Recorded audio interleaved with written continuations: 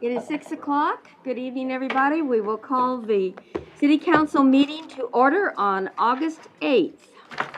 And Councilman Harry, I believe you have the prayer and pledge. Let us pray. Lord, thank you for letting us be together. Thank you for this place that we live, this place you've given us as our home. Thank you for the people in this room tonight, and help us to remember to be kind and courteous. Lord, what we all ask for is rain. Please send rain. Watch over us and protect us. Give us strength and wisdom, peace and honor. In your holy name I pray. Amen. Amen. I pledge allegiance to the flag of the United States of America and to the republic for which it stands, one nation, under God, indivisible, with liberty and justice for all. All right, and thank you, Joe, and we thank you for being here. Joe is nursing a bad back, and we appreciate his taking the time and effort to be here, too. So, all right, at this time, we have some announcements. Stuart. Thank you, Mayor. Welcome to everybody tonight. I'll just go over quickly a couple of events that will be happening over the next week or two, and we'll start with the library. I'm not going to go through all of these, but as usual, the library has a very busy schedule. And I just particularly want to point out on August the 12th, which is Saturday, we have a Native Plant Society. Somebody's going to be talking over there. And they'll be talking about drought-tolerant plants. It's what I refer to at my house as weeds. Seems to, so they seem to grow no matter what. But that is Saturday, 10:30. The History Lecture Series is the same day at 2 o'clock. And then I believe next, what is that, August 17th, we have the Shrouded in Mystery Book Club. And the author is Richard Castle, and he'll be talking about heat wave. I have no idea what that could be about, probably about the local weather here. So y'all check out some of those opportunities at the library. All right, big fun day Saturday with the Parks and Recreation Department. Kids Triathlon, we love this event every year. It's a lot of fun, swimming, biking, and running. All three events, they all start at 9 o'clock. I encourage you to bring your children out. All the activities are organized by age groups. Like I said, a lot of fun. I believe registration runs through tomorrow, pre-registration, and then we have on-site registration 7:30 a.m. Saturday morning, and then the event begins at 9. So please come on out. It's a lot of fun. And then once we clear the kids and parents out, Saturday afternoon, we have Wet and Wag, which is an equally fun event. If you have not been to this, it's a lot of fun to come watch. Those dogs love it in there. It's a great chance to cool off, especially with the temperature we're having. Great chance to cool off with your dog. So come on out and join us. That's from 5 to 7 Saturday. And I believe that concludes, actually Friday concludes the swimming season, right? So we'll close out the pool with these two events. And then one final announcement, City of Kerrville's Parks and Recreation Department is excited to officially reveal the 2024 Kerrville Eclipse Festival commemorative poster. That's It is awesome. beautiful, I know. I saw that this afternoon, that's amazing. This artwork was created by Dr. Tyler Nordgren. His artwork has been featured at the Smithsonian National Air and Space Museum, NASA headquarters, and even the White House. You can get these posters right now. They're available 7 days a week for purchase from 8 a.m. to 5 p.m. at the Kerrville Shrine Park. $20 a poster. And like I said, that's a very neat poster, neat design. So don't forget that the eclipse is happening April 8th, 2024.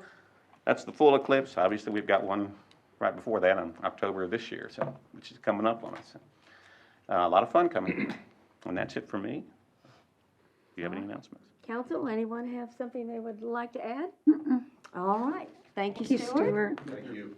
Appreciate that. All right. We have a very special presentation. Chief, if you will come up and do the honors.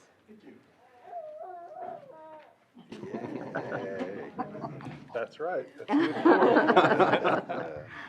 Mayor, Council, thank you for the opportunity to present this life-saving bar to one of our officers, Sergeant Daniel Haas. Sergeant Haas, if you'd come join me up here. Sergeant Haas was involved in an incident on Wednesday, June 28th, 2023, in which he responded to 620 Hay Street at the City of Kerrville utility offices in reference to an unresponsive subject. Upon his arrival there, he found one of our team members for the city unresponsive, no pulse, not breathing. He recognized that the individual was in need of CPR and immediately began CPR until EMS arrived sometime later. His efforts were such that once EMS arrived and began transporting the subject to the hospital, once at the hospital, our teammate was actually talking. When Sergeant Haas found that out, he was genuinely shocked. He's been to several of these type of calls and recognized the seriousness of the situation. And through his efforts, he was able to be a part of the team that helped save our friend's life. And we appreciate him for that. And I'm very proud tonight to be able to present Sergeant Haas with the Kerrville Police Department Life-Saving Bar.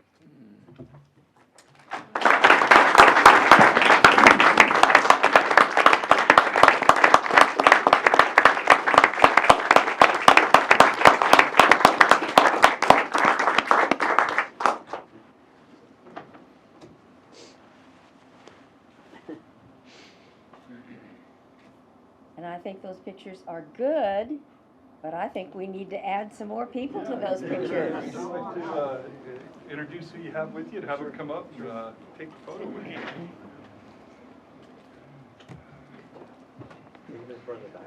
Yeah, have them come on up. My beautiful wife Jennifer, My daughter Heidi, and my little daughter. Do you have anybody else, family, or that you'd like to introduce or have come on up? Yeah, we got a whole bunch. Have them come up. Come on up. Y'all come on up. Come on and join you. Yeah. Yeah. Let me get up. This is worth celebrating. Ham Guthrie, C.Y. Guthrie, and brother-in-law's Cody Guthrie.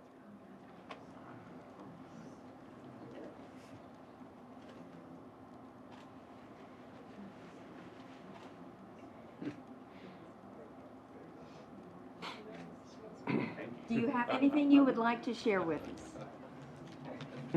Come on, Daniel.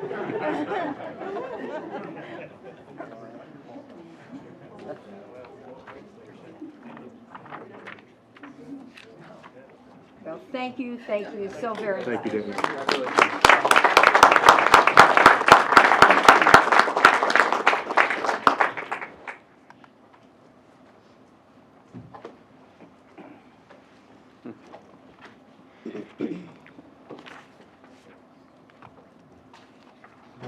My wife taught first grade with Jennifer Haas, and whenever we had to move stuff in that classroom, Daniel Haas was always there. So they're a great family. Great That family. is neat. Well, and I believe she still teaches at Talent. Yes, so. And we need to keep all of our teachers in our prayers. They start on Monday. So, crazy that the summer's gone and it's time. I'll share one thing. I was in a meeting yesterday with Dr. Jolly. Dr. Ringo. Ringo, that's it, Ringo. Maybe Dr. Jolly too, I don't know. But he made us ask him how we were doing for teachers. And it just gives me goosebumps. We are covered completely with teachers in our district. Awesome. And it is just awesome. I've been listening to the radio stations in San Antonio, Northside, short 200-300 teachers. And to have him say everybody's in place is just really wonderful. So lots to be thankful for.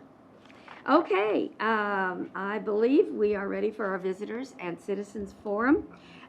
Before we start that, I want to repeat a couple words that Joe used in his prayer. Just remind everybody that we are asking you to be kind, to be courteous in your comments, and we will not be using no names, but please tell us what's on your mind, but under those circumstances. And Shelley, how many do we have? We have 6. We have 6. Okay. I'm going to ask everyone if you will be kind and courteous and respectfully limit your comments to 2 minutes tonight. You will, please. Kim, So- oh, I'm sorry. If we'll go ahead with the first one. Kim Keller.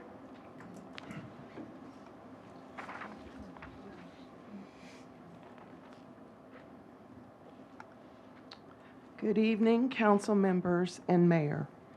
I am also a retired classroom teacher / music teacher. Thank you. I retired in 2013. I am just here to speak for the trees because they have no voice, especially our historical trees. I just want to leave everyone with this thought that is a quote from the movie The Lorax. Unless someone like you cares a whole awful lot, nothing will get better. It won't. Please protect our historical trees. They have stories to tell about our history. Thank you. Thank you, Ms. Keller. Thank you. Julie Reeves. Hello, everybody, mayor, council people. I'm just here to say, like everybody, I was sad to see about the destruction of our tree, and I think this is a good opportunity for us to pull together and figure out a way to move forward to protect our resources, especially our trees. Some towns have got protection in place for trees based on size, you know, and I know this tree was a big tree. I know it's in the blog that Joe wrote, the size of that tree. And so I think it's a good opportunity for us to start thinking about what to do. I realize in the past, tree ordinances have not happened because people are afraid of government overreach. But maybe a downtown, something for downtown, something for the historic district. We have trees that we need to protect that could die if, you know, if they're not taken care of too. That's important too. Right now at the Future History Museum, there's some big trees that need care, need water. And a city worker said, oh, it's too hard to water those. We don't have any way to water those. It's like, well, okay, they could die of neglect and that'll be just about as bad. So I just encourage us to think, to come up with a plan that is fair and that people can feel like it, you know, protects their rights as owners of property. I feel a little sheepish because I thought this was protected. I thought that area being kind of a common area where you could park, I thought it was maybe city-owned and the tree, I don't know. It's just, this is what happens when you assume, you know, you find out later, my bad, I thought it was safe, and to see Joe's pictures, I was like, oh my gosh, too late to do anything. There's another tree on the same property to the right. I'm concerned about that. Are they gonna show up this Saturday, you know, with that tree? So I'm worried about that tree immediately. And then some trees at the History Museum that need some care, a big heritage oak to the right of the house and a big pine in the back on the left. So if we could just start thinking about what we can do, work together, make it fair for everybody. I think other towns, Rockport's got a great tree ordinance. We could look. So thank you. I appreciate your time. Thank Ms. you. Reeves. Charles Laird.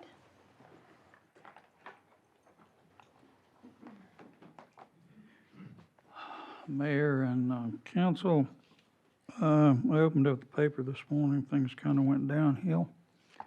I wanted to read a little bit of context here from history, which sometimes seems to be in very short supply. My great-grandfather came to this country around 1880, and this book here was 6 years with the Texas Rangers. It was written by a ranger by the name of Gillett. He was 1 year younger than my great-grandfather, who came here and finally settled between Ingram and Hunt. Gillett is talking about what he saw as a ranger here in Texas. He said, all of western Texas was a real frontier then, and for one who loved nature and God's own creation, it was a paradise on earth. The hills and the valleys were teeming with deer and turkey. Thousands of buffalo and antelope were on the plains, and the streams all over Texas were full of fish. Bee caves, bee trees abounded, and in the springtime, one could travel for hundreds of miles on a bed of flowers. Oh, how I wish I had the power to describe the wonderful country as I saw it then. How happy I am now, in my old age, that I am a native Texan and saw the grand frontier before it was marred by the hand of man. Now, the context is that when this was written, Gillett was talking about the buffalo riding for days on the beds of flowers. The history is that tree was here then. I think we're short on history. Thank you, sir. Thank you. Brown.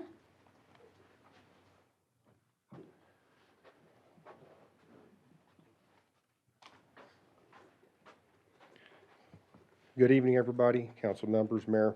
I'm here to talk about the first annual Field of Honor. I'm a board member and a 13-year veteran of the Marine Corps with Gunnings Warriors. And September 9th through 11th of this year, we're going to be putting on a Field of Honor where we'll be displaying 500 American flags that will be for sale to honor a hero of your choice. This could be anybody. It doesn't have to be a veteran, doesn't have to be a military member. It can be a teacher, it could be a first responder, law enforcement officer, anybody that you feel was a hero for you. And these flags, we're going to have 500 of them on a static display through the 9th and the 11th, lit up overnight by the park over by the Hill Country Youth Event Center. And flags are $45, and at the end of the event, whoever purchased the flag gets to take the flag with them, which is what you see right here. And there will be a small 3x5 placard with the hero's name on it that you choose. During this event, we plan on having food trucks, bands, people standing up and speaking about their own hero stories. We want to have kids' activities there and a lot more. And we plan on making this an annual event to happen every single year. We hope that it grows.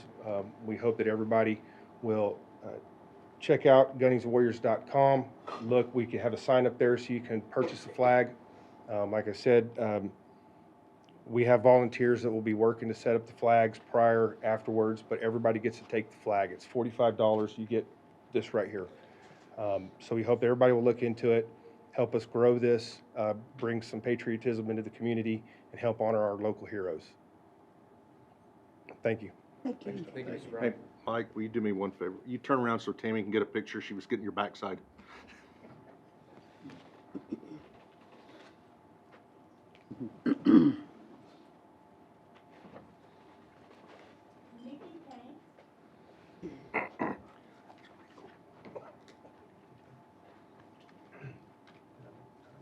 Good evening, Nikki Keynes. I live in the city. Mayor, council members, I'm here with a concern and a question. On November 28th, by unanimous decision on a motion, you directed the Library Advisory Board to thoroughly review the appendix and the collection development policy, and you also directed them to come back to you with those, I don't know, suggestions or revisions that they thought were necessary. But to tell you the truth, about a month ago, I looked online, and the revision that was online was dated January of '22. After the last Library Advisory Board, which was July 18th, I looked again, and it now says revised July 2023. So my question is, when are they, the Library Advisory Board, going to come before the council as directed to present for your approval and our public input any of those revisions? Thank you for your comments.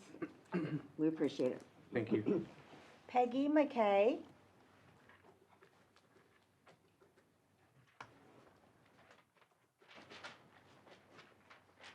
Peggy McKay, Kerrville. comments about the tree also. When we had a developer come before the city with a large plan, a large parcel to be developed on, I requested that the trees be protected, and y'all came forth with a tree ordinance. But the problem is it has no teeth to enforce it, and I think perhaps council felt that the developers of property would be honorable and respect the trees and the natural vegetation in the city. Unfortunately, that hasn't been the case. There's other developments, and the land is completely cleared, the trees gone. And this heritage tree being cut down is just beyond comprehension. I do not understand that.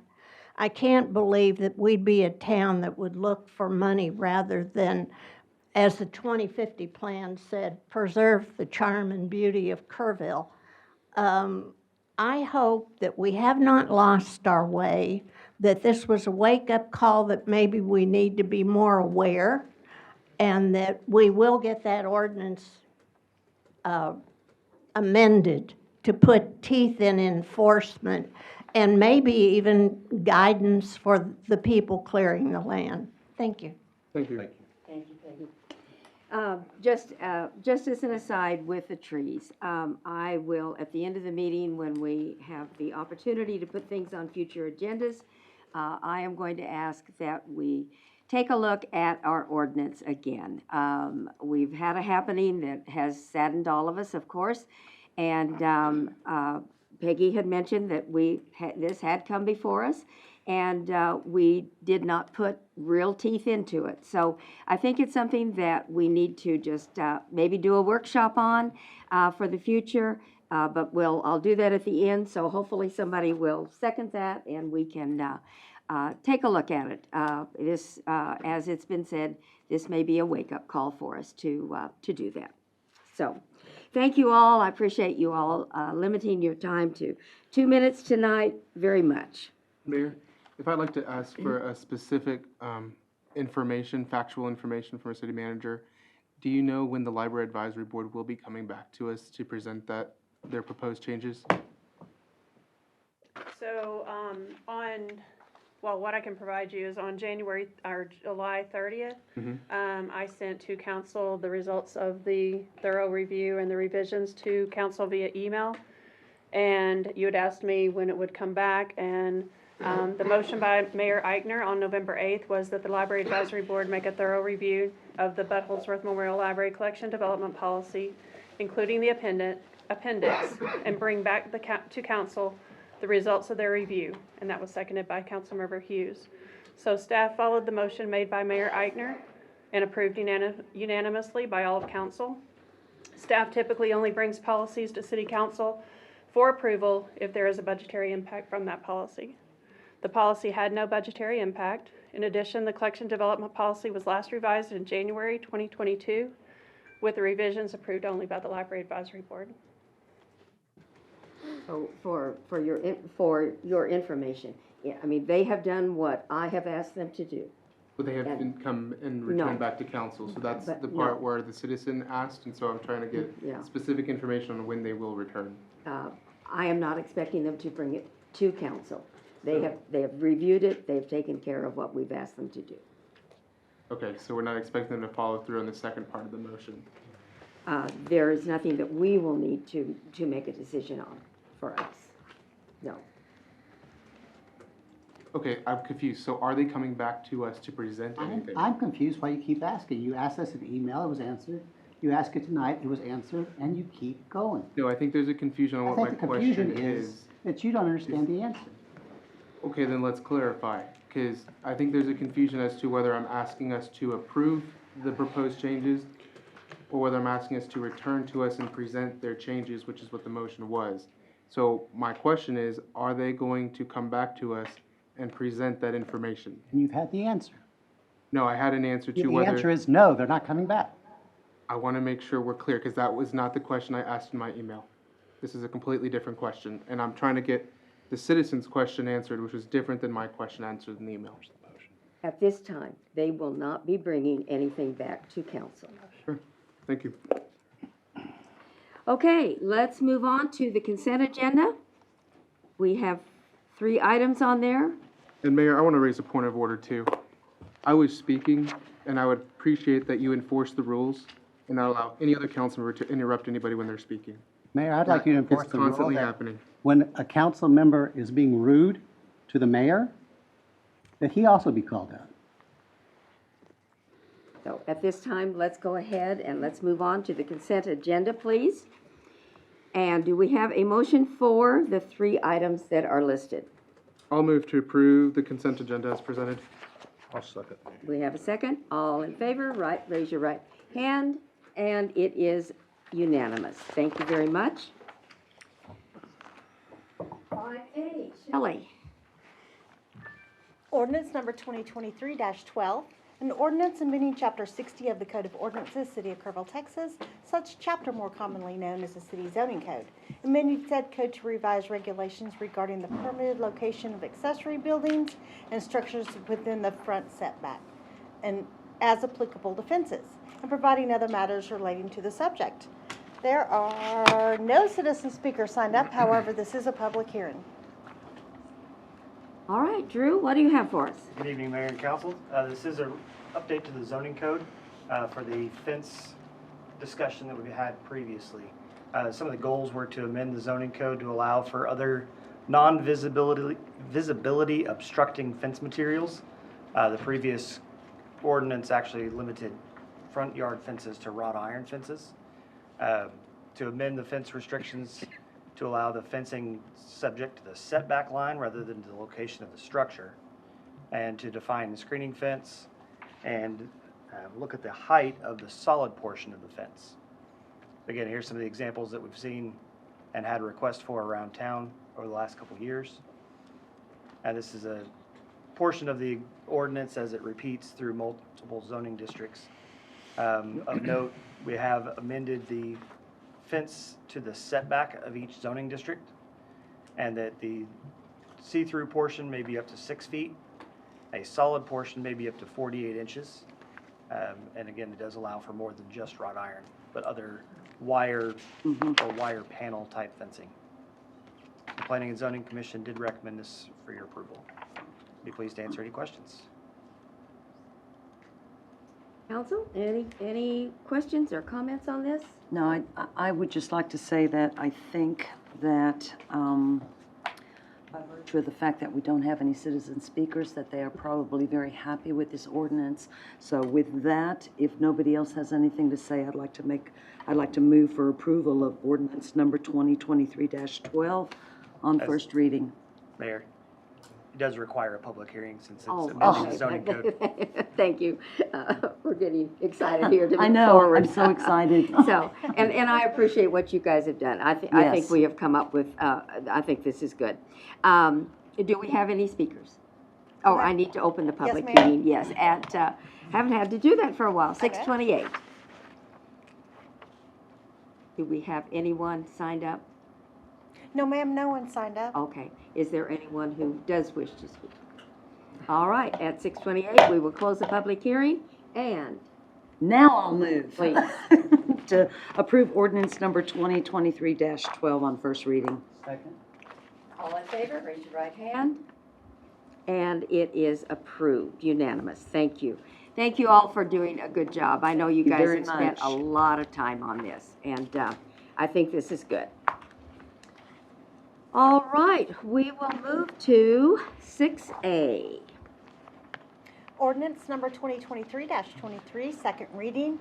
An ordinance amending Chapter 26 Building and Building Regulations, Article 9 Building Board of Adjustment and Appeals of the Code of Ordinances, City of Kerrville, Texas, by amending requirements applicable to alternate members, making consistent the number of board members, amending the meeting schedule, and revising the requirement for a quorum, containing a cumulative clause, containing a savings and severability clause, establishing an effective date, and providing other matters related to the subject.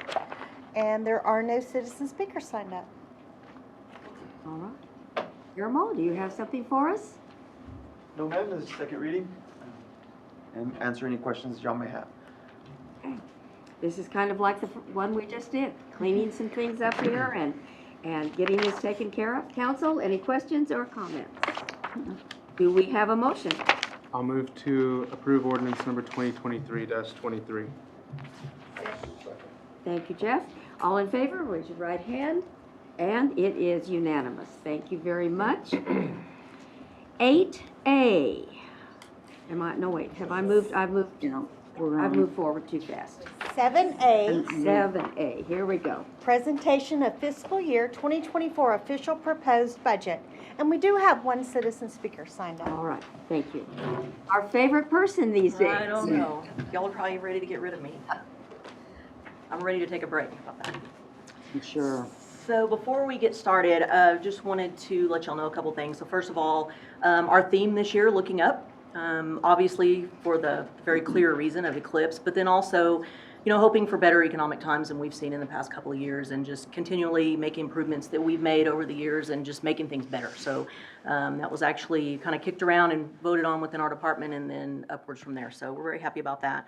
And then also just want to kind of shout out to all of our staff that helped do this, because it's not just us. I mean, every staff member within the city has some impact on this, and especially the people I asked to now do a 10-month asset and facility assessment over the next couple of years. So they're putting in a lot of extra time, and I think they've all tolerated finances requests over the last several months very well. So just want to say thanks to that, and to our administrators for letting us do our work and having confidence in what we do. So really quick, and I won't go through this calendar, I know we talk about it all the time, but so we're here on the 8th, so we'll talk through this budget.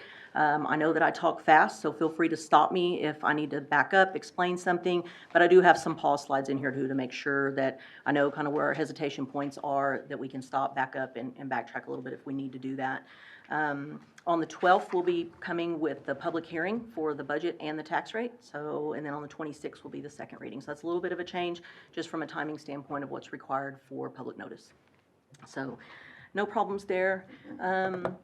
Not going to go through all this, but our presentation tonight, we talked a little bit about our theme, the calendar, those things.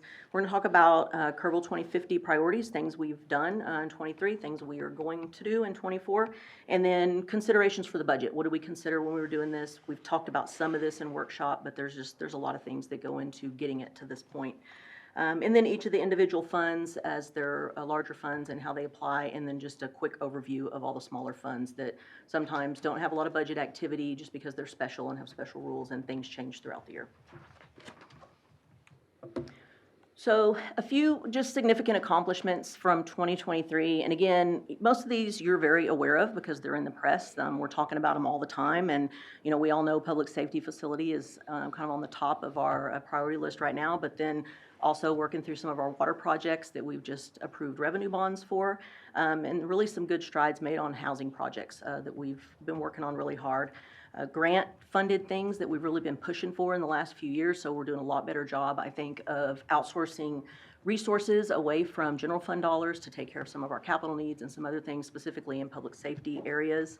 And then on the power generation side, I think we've really done a lot of things to implement new processes for things like winter storms that we've never seen before, and you know, hopefully upcoming rain that we'll have to deal with and those kind of things. Just a lot of good work that's going on out there. But on the next slide, what I kind of dug into here is things you don't see. And so we talked about staff and what they have to do to be able to put the budget together, but also in operations. So I wanted to point out a couple things here that have been accomplished within individual departments that make all of these bigger things happen. And so don't know if you know, but our fire department provided over 3,000 or had interaction with over 3,000 children this year during Fire Safety Week. So that's big deal. They're getting out there in the community, interacting with young children, you know, making sure they know what to expect in certain emergencies. Keisha completed her city secretary certification. I mean, that's something that, you know, we don't talk about, but we need to do that.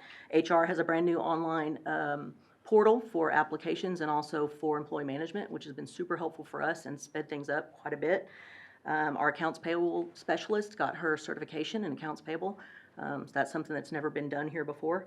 And so you can see as you go through these, completed a second annual leadership academy. That's something that has been really successful in helping with employee retention, training people the right way as they're moving up, getting them exposed to multiple departments in hopes that we'll be able to promote from within. So, updated our extreme weather events, we talked about that. We added 2 new school resource officers for KISD. That was a pretty big feat considering that we've been so short-staffed, and so it was nice that our police department was really committed to that, and so we're gonna make this happen regardless of what we have to do. So just a lot of good things happening that we don't talk about on a regular basis because they just happen as part of our daily operations. So just want to point out a couple of those. So moving into 24, obviously public safety facility is in progress, and so we're hoping that we'll have some construction going on that. If you've driven by there, there's been a lot of work happening over there. Workforce housing partnerships that we're still working through, long-term asset and facility maintenance plans, and updating 2050. So we'll be doing that in the coming year. We have a pavement condition reassessment that's just been completed, so we'll be coming to you with information about the outcome of that, finding for updated streets projects, and then solar eclipse, of course, and one of our big focuses right now, as we've talked about, Leadership Academy and some training and some other things, is employee retention across the board. So when we start talking about budget, obviously first we have to look at operational needs and what's it cost to provide services to the citizens that they expect to provide and at what level. And so what does that cost? So, those are pretty level and we talk about that regularly as far as separating our assets, if we've been doing this year, into separate expenses so we don't really see kind of hips and valleys, I guess, within the operational budget. We're really working on a more level approach for that when we're doing forecasting. And then kind of really considering capital needs separate, whether that's large projects like construction projects, those kind of things, or it's assets or higher dollar things that we're going to capitalize for the city. And then, of course, current economy and economic trends. And kind of it's anybody's guess. I mean, we do what we can. You watch the models, you listen, you read, watch activity, see what happens, and really just track trends as best you can. But we saw what happened in mid-year 2022, and no one could have seen that. And so I think that we're as proactive as we can be with the economy and making sure that we're making as educated of guesses as we can with what we're going to need to do going forward. And especially with our forecasting. We talked about that back in February, specifically with water. Same thing kind of with general, but it's a little bit easier with the general fund because we have a few more stable resources as far as revenues than we do on the water side. So it's the same, just a little bit different methodology when we're doing general fund forecasting. And then, of course, just financial sustainability. We really look at our reserves over time, not just looking at our reserves today, but what do we do today that's going to impact us 5 years from now, 6 years from now, and we're still going to be able to maintain that fund balance. So when we're forecasting, we really look at that a bit. So a little bit different than we've done in the past. So fiscal year 22, kind of threw us for a loop mid-year with fuel prices, inflation, and everything that we saw across the board. And so we were pretty proactive going into fiscal year 23, just given what we were seeing at the time. I think those are lining up pretty well, but if there's a positive that's coming out of that, inflation is leveling. So we are still seeing some price increases, but not at the rates we were seeing them before. So for 24, we started with a baseline budget and then said, let's see what 23 was, because we can't have the increases that we had in 23, we hope. So we worked through that from our operational side and looked at what we're actually spending currently, and then kind of what inflation's doing, what prices are doing as things start coming through to be paid, and those kind of things, to see if it's really lining up with 23's budget. Are we ahead of budget? What's that going to look like moving forward? So we started there with departments and just said, go look at operations and tell me what it's really costing you, because looking at historical data doesn't work when you have the kind of inflation that we've had in 23. So just took a little bit different approach to that. And then, of course, separating the larger assets out of operations was helpful too, because just kind of developing a level line so we don't see odd spikes when we have to spend a lot of dollars on something. We're going to see that in a separate fund so we can kind of track that. And we'll be talking more about that, probably in the next few years as far as we continue to do long-range planning. Personnel costs were excluded from this methodology because there's things we cannot control. We talked about group health a lot. That's a nationwide issue that we're seeing everyone's reporting out. So if you've seen any articles on health insurance costs, that's a big one. Salaries and wages, of course, have regular increases with some other things that we've included this year. And a small increase in retirement contribution. Remember, they're always a year behind, so they're working on a prior year's investment of those funds. So we see that go up and down. Last year it went down a little bit. This year it went up a little bit. That's not a significant impact. So anything above baseline increases, we work through those and kind of talked with those departments to see, is this something new we're adding? Is there something we're missing from an operational budget? And really just worked through those over several months to see how can we level it? Can we level it? And if we can't, we can't. But what does that mean? And have we looked at all the factors? So a lot of work went into just the operational budget side. I'm going to go real quick look at inflation. I know we talk about this quite a bit, but I kind of went back and did a little bit different look to see historically inflation swings, right? Economy swings. I mean, we've seen it over time, and you can go back, years when I pulled this graph. I think I did it last year, and we looked at it over like a 50-year period, and it does this. And so we're seeing it come down. Our price is going to reduce? Probably not, but are the price percent increases going to be the same? That's what we're seeing level out, which is why we were able to do a little bit closer to baseline. June inflation was 9.1 right now, or June of this year we were about 2.9. So significant impact there. The Fed did do another rate increase, so they're hoping to drive that down to about the 2% mark. So we'll see what happens in the coming months. Everything that I'm reading says by the end of September we should be about 2.5% and hold that through 24. Whether that happens or not, I don't know, but that's what current economists are saying. So we'll see.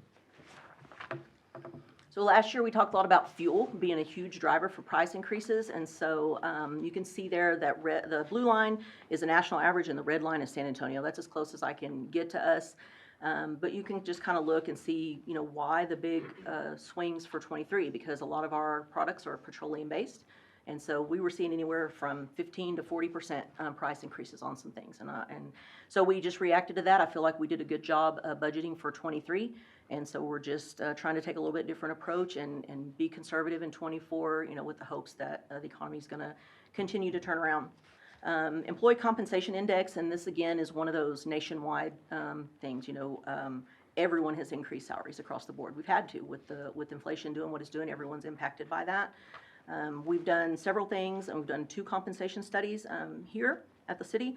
We have also implemented some changes specifically on the public safety side to try to be able to fill some vacancies, and some of that is working. We're seeing, more hiring now than we have in the past, so that's good.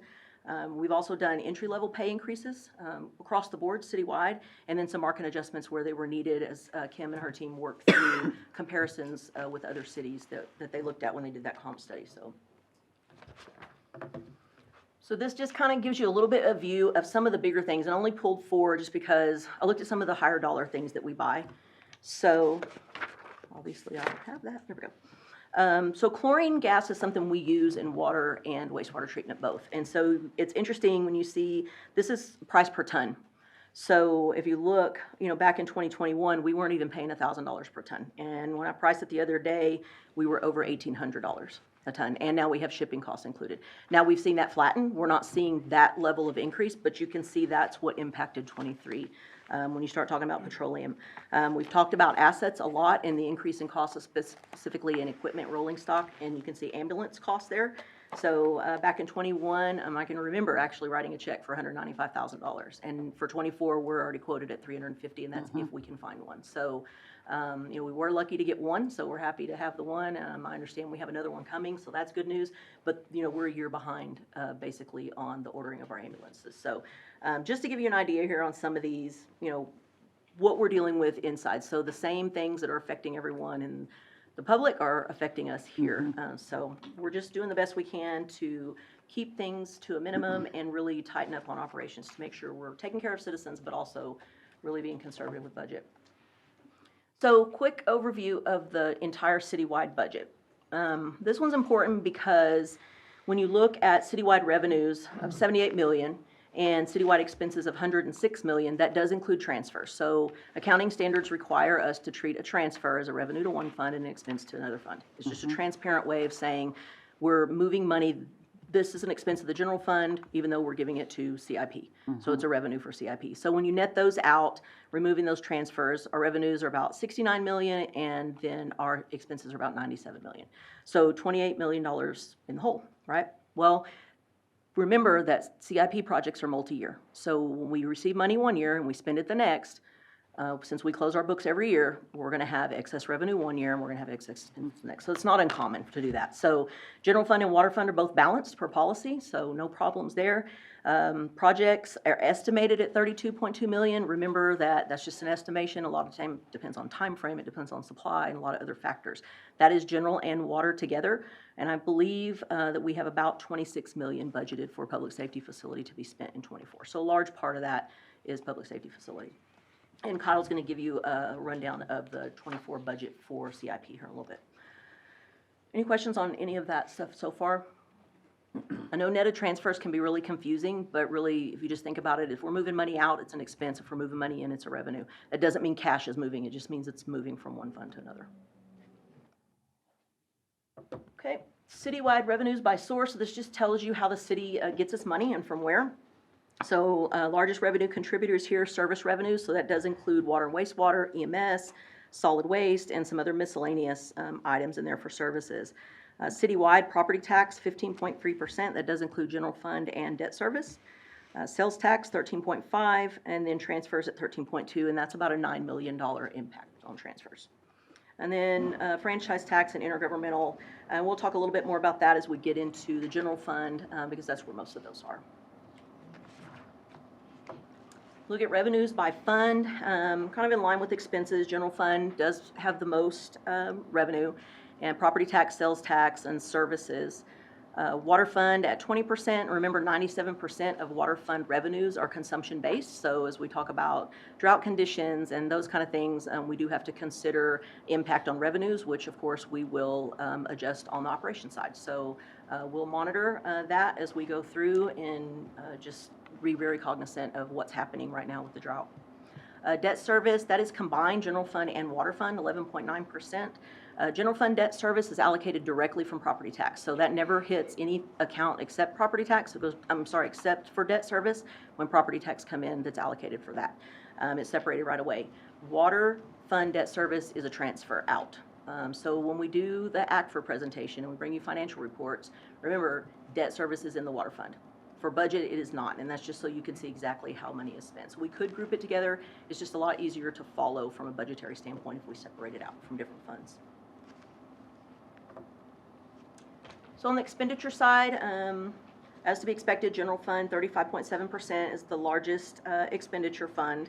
CIP, 30.6%, that's a pretty high percentage, but keep in mind what we have going on right now.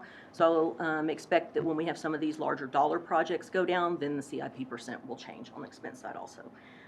Water fund at 14.8% and debt at 8.6%. So that's kind of the distribution of expenses for '24. Looking at expenses by category, so again, 32.8% is pretty high on capital, but again, most of that is project funded. So, when $25 million is to a specific project, that drives that percent up. Personnel, 30.8%, so no matter removing capital, personnel is always going to be the largest because it takes people to do our operations, right? Services at 10%, and then transfers in and out 8%, and then maintenance at 5.2. So I did a little comparison there at the bottom, expenses by category, so you could kind of see where we were in '23 for budget and then where we are in '24 for budget. So it kind of tells the story of this new kind of method that we use for '24, given the impact of inflation in '23. So you're not really seeing a lot of increases there. The big increase in services is going to be group health, liability insurance went up dramatically, utilities, and then, your typical just small professional services and those kind of things is there. So those weren't really big drivers. And then the capital outlay, of course, is for the CIP. So just wanted to show that as just a citywide comparison, that there's really not having any really big swings from percent increases. I'm looking at it by function, and we do this because it's interesting to see how it lines up with Kerrville 2050 and how we're really spending money, and if it lines up with the way that we were asked to line it up by priority, with public safety citywide being 41%, water and wastewater 25%, and then you can see the different categories there all aligning with our key priority areas. So we do focus on that whenever we're budgeting. Each department also does a business plan internally, and I know we've talked about that a little bit, and then reports back to the city manager twice a year with what their action items are that they're doing within their departments to support 2050, and then how those are aligning with citywide goals and things like that. And then we have to track metrics to say this is how we're doing on a regular basis. So we're constantly making changes to those business plans, making improvements and those kind of things so that we're moving forward all the time. Any questions so far before we talk about our favorite topic? Okay. So property tax, our proposed property tax overall rate is 5,595, okay? That's a 2% decrease from the 23 rate. So I know there's some confusion about rate and revenue. So we're talking about rate right now, okay? So last year's rate of 5,752, that's a 2.8% decrease from last year. So we know as values go up, it's natural that the rate's going to go down. So when we're talking about our process, what we do is we receive a certified roll, which we usually receive, well, this year we got it in the afternoon on the 25th. So super fun, 3 or 4 days and weekend there following the 25th. We let Bob works through the calculation for us so that we can come to a no new revenue rate on the M&O side, and then our debt rate is what our debt rate is, because we pay debt first. So that's a given based on what we have to collect to pay the debt that we have committed to. So what we do is start at the no new revenue rate and start working up. So keep in mind, throughout the year, we have looked at every revenue source that's available to the general fund and evaluated and reevaluated and made changes, whether it's recreation revenue, I mean, down to the simplest revenue. And so we feel like we've gotten everything that we can that's consistent and reasonable from those other revenue sources so that we don't have any big surprises. And then, you know, property tax is a stable revenue source, and it is our largest revenue source for the general fund. So we kind of back into what that rate would be. So we worked through probably 6 different rate scenarios to see where we could land. And so every about less than 1/4 cent makes, give or take, $100,000 worth of revenue. So when we started getting that granular, we started spreading it out just a little bit and trying to see. So it took us a while, but we worked through that. This is a rate we're comfortable with. We will have a little bit of increment savings. I think it was like 0.021. It's not much. So the difference between the voter approval rate and the rate we actually select is increment that we can save for future years. So in the future, if let's say our voter approval rate is not enough to cover because of some circumstance, like 23, when we had all the inflationary things and we used our increment, we can save increment. So we'll hold on to that. It saves for 3 years. And so after the 3 years, then that first year rolls off and so on. So it builds. So 5,595 is the rate we came up with that takes care of operational needs without putting a huge strain. And we're going to talk a little bit on sales tax in a minute. On other revenue sources that aren't as stable, because if something happens and you know we're off on those other big revenue sources, then we're in a bind. And so it's really kind of a balancing act there to make sure we've covered all the bases. So interest and sinking funds, our debt fund, 0.1410. It's a little bit of a decrease from last year, which we expected. That's deposited directly into the general debt service fund as it comes over from the county. Property tax for maintenance and operations, our rate suggestion is 4,185. That's a decrease from last year's rate of 4,341, but we did have about $44 million in new value added to the roll. That's not considered part of the calculation, so that revenue is separate, and we'll talk about that in a second. So all this is based on KRCAD's certified values that Sharon sent over on the 25th. The rate will increase total property tax revenue by 6.8%, and that's general fund and debt fund combined. About $994,000, $541,000 of that is general fund, and $453,000 of that is debt fund. That's the split on the increase. And then from that, $994,000, $247,000 of that is from new value. So when we do the rate calculation, that's not a consideration. So that's completely separate piece that's added on after. So if you take the $247,000 away from the $994,000, that's the real impact to I guess apples to apples comparison from one year to the next. So you can see that split there. So basically, we just take the no new revenue rate, and then we're allowed 3.5% over the no new revenue rate, and then add debt. And so that's our process that we use to kind of work through that to get where we are and land where we are. And then I was going to show you just some historical information here. You can see the tax rates down on the bottom year over year, both on the debt and the M&O side. So you can see those there, and then you can tell, of course, last year we all know that the rate went up because of the voter approved bond. So as we start decreasing some debt or increasing roles, then that will slowly come down. So I'm happy to answer any questions on this. I know it's a lot of information. It's a big apple that we eat all year long. We work through it constantly, bounce it off of other cities and other people that we know that are working through the same processes and just kind of share ideas. And so any questions on any of property tax? I do have a comment. Yes. Thank y'all for working so hard on this. I You're mean, welcome. it's a puzzle with many parts. It's interesting, though. Well, The deeper we you like get, puzzles. yeah, the deeper you get, the more you try to figure out the solution and And hope you did it right. As I read local media, other governments are, in our area, are struggling with tax rates and revenues and keeping the pay scale competitive. And I appreciate the work of not only y'all's department, but city manager's department. Because this is good work. Thank you. Thank you. Well, and I know how challenging it is. I mean, just the group insurance started out at 30% higher this year than it was last year. And for you guys to be working so diligently to get those numbers down to a reasonable level, I think what was the end result, 13, maybe 15% is what it increased.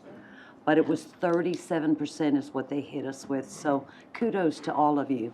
Well, for your and hard we work. don't have any impact to employees with that as well, so that's one of the things we really wanted to do is to just try to assume that cost. Yeah. And really just continue to build a healthy fund balance there so we can do that. We need to spread the thanks too. I know y'all's department works tirelessly on this.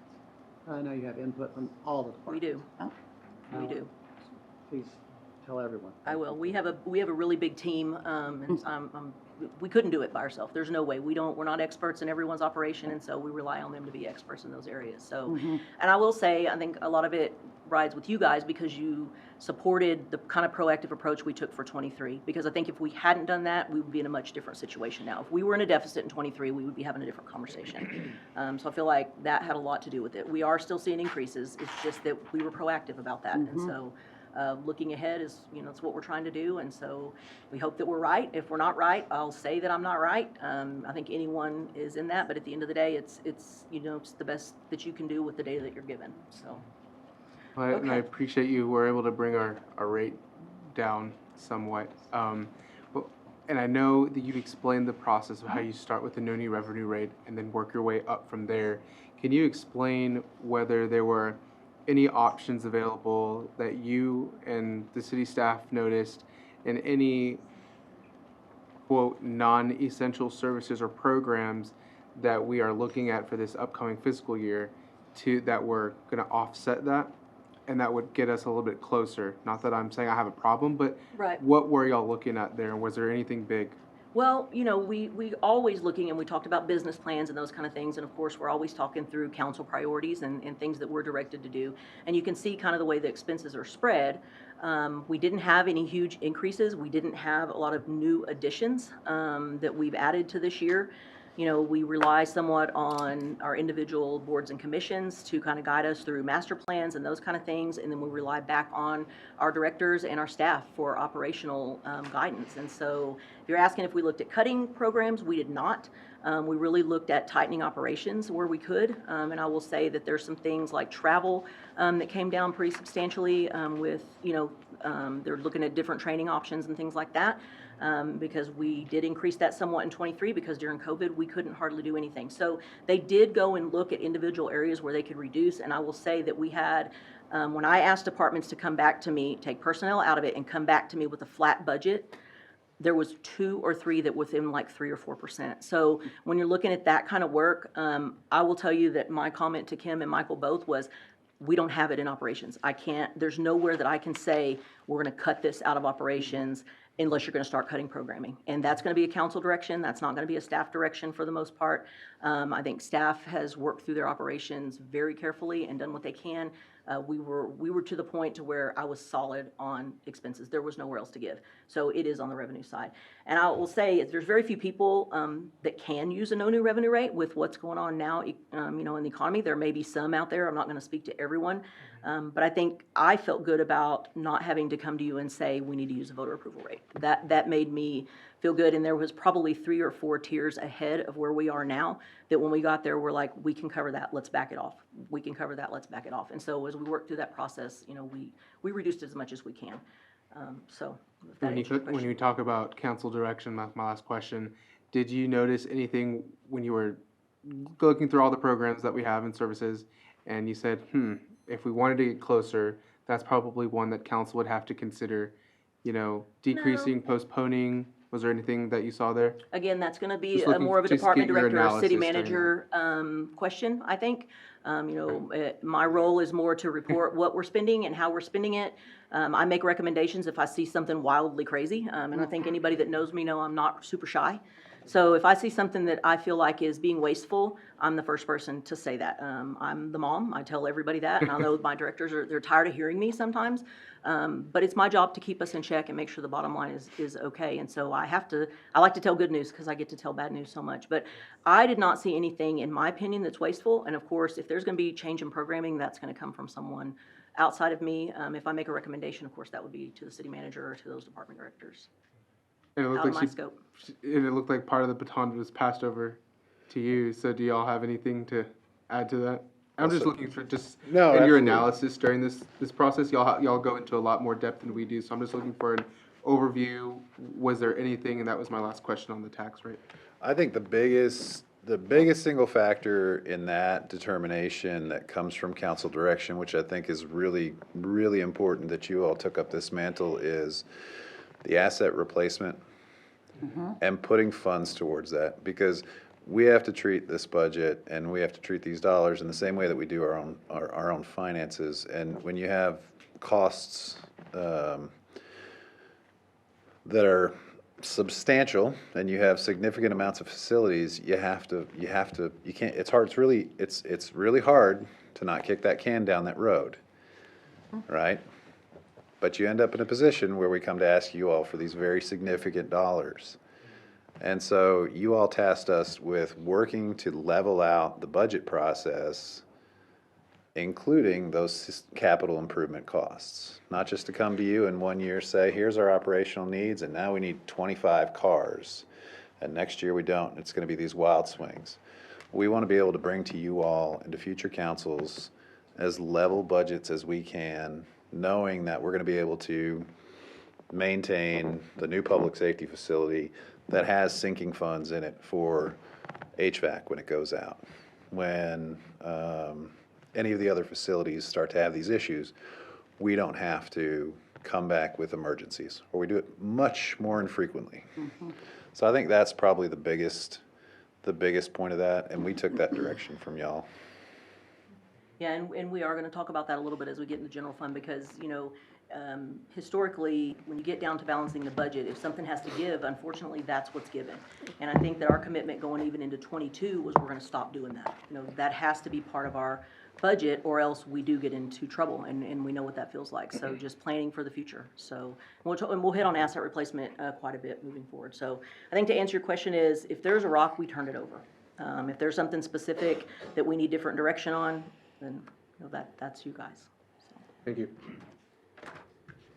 Okay, we're gonna hop into the general fund. When we get through with general fund, I'm gonna let somebody else take over. So one of the things that I really wanted to do was kind of share this process with some people that helped us do this. And so also maybe not have to hear so much from me, but hear from some other folks out there and kind of their take on things. So we're gonna break it up a little bit. I'm gonna work through general fund and then I'm gonna hand it off to someone else for a moment. So general fund summary, I did it like this because you guys are used to seeing this in your typical council reports.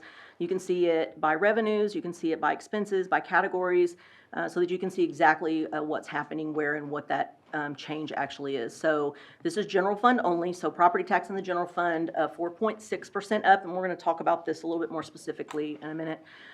Franchise fees, that's mostly going to be utilities and those, and we know what those rates have done, so as their rates go up, then our revenues go up a little bit from that. Service revenue, again, we were pretty conservative in 23's EMS budget. We're seeing the volume is just, the volume's there to support the revenues that we're budgeting. And Chief Maloney and I have worked through this over and over throughout the year, and we feel really good about where we are on EMS revenue. And then interest and miscellaneous, that's a small dollar really in the grand scheme of things. That 34% increase, I mean, that's driven by current investment rates. But again, we don't bank on those rates, and it's really a small percentage of our overall budget. On the expense side, personnel, we talked about that in the general fund, 6.6, so heavy increases in group insurance. We have also a budgeted additional 3% of cost of living increase that we talked about through budget workshop. And again, the transfer out, 32.4% looks big until it's $256,000. So when you have, a $250,000 increase on, what we were doing last year, that percent looks bigger. So we have some funding designated for both asset replacement, and then we have some set aside for facility needs for the future. So we'll talk about that as we get a little bit deeper into this.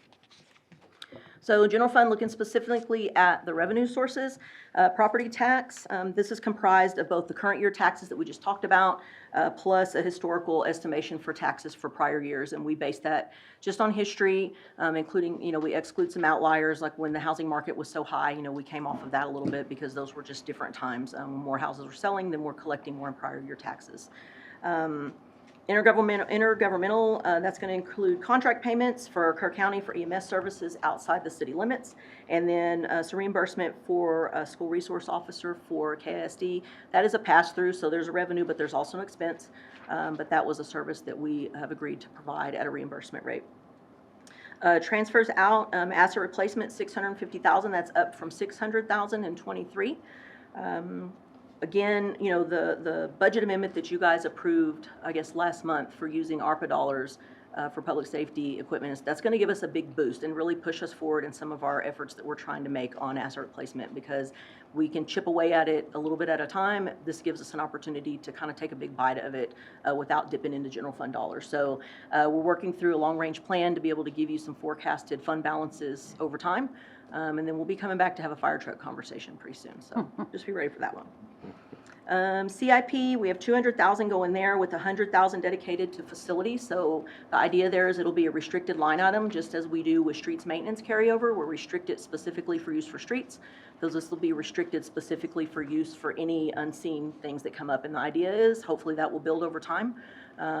Whether this grows to a larger transfer amount, every year, that'll be on council direction. But it's a starting place, and it's something we want to build on.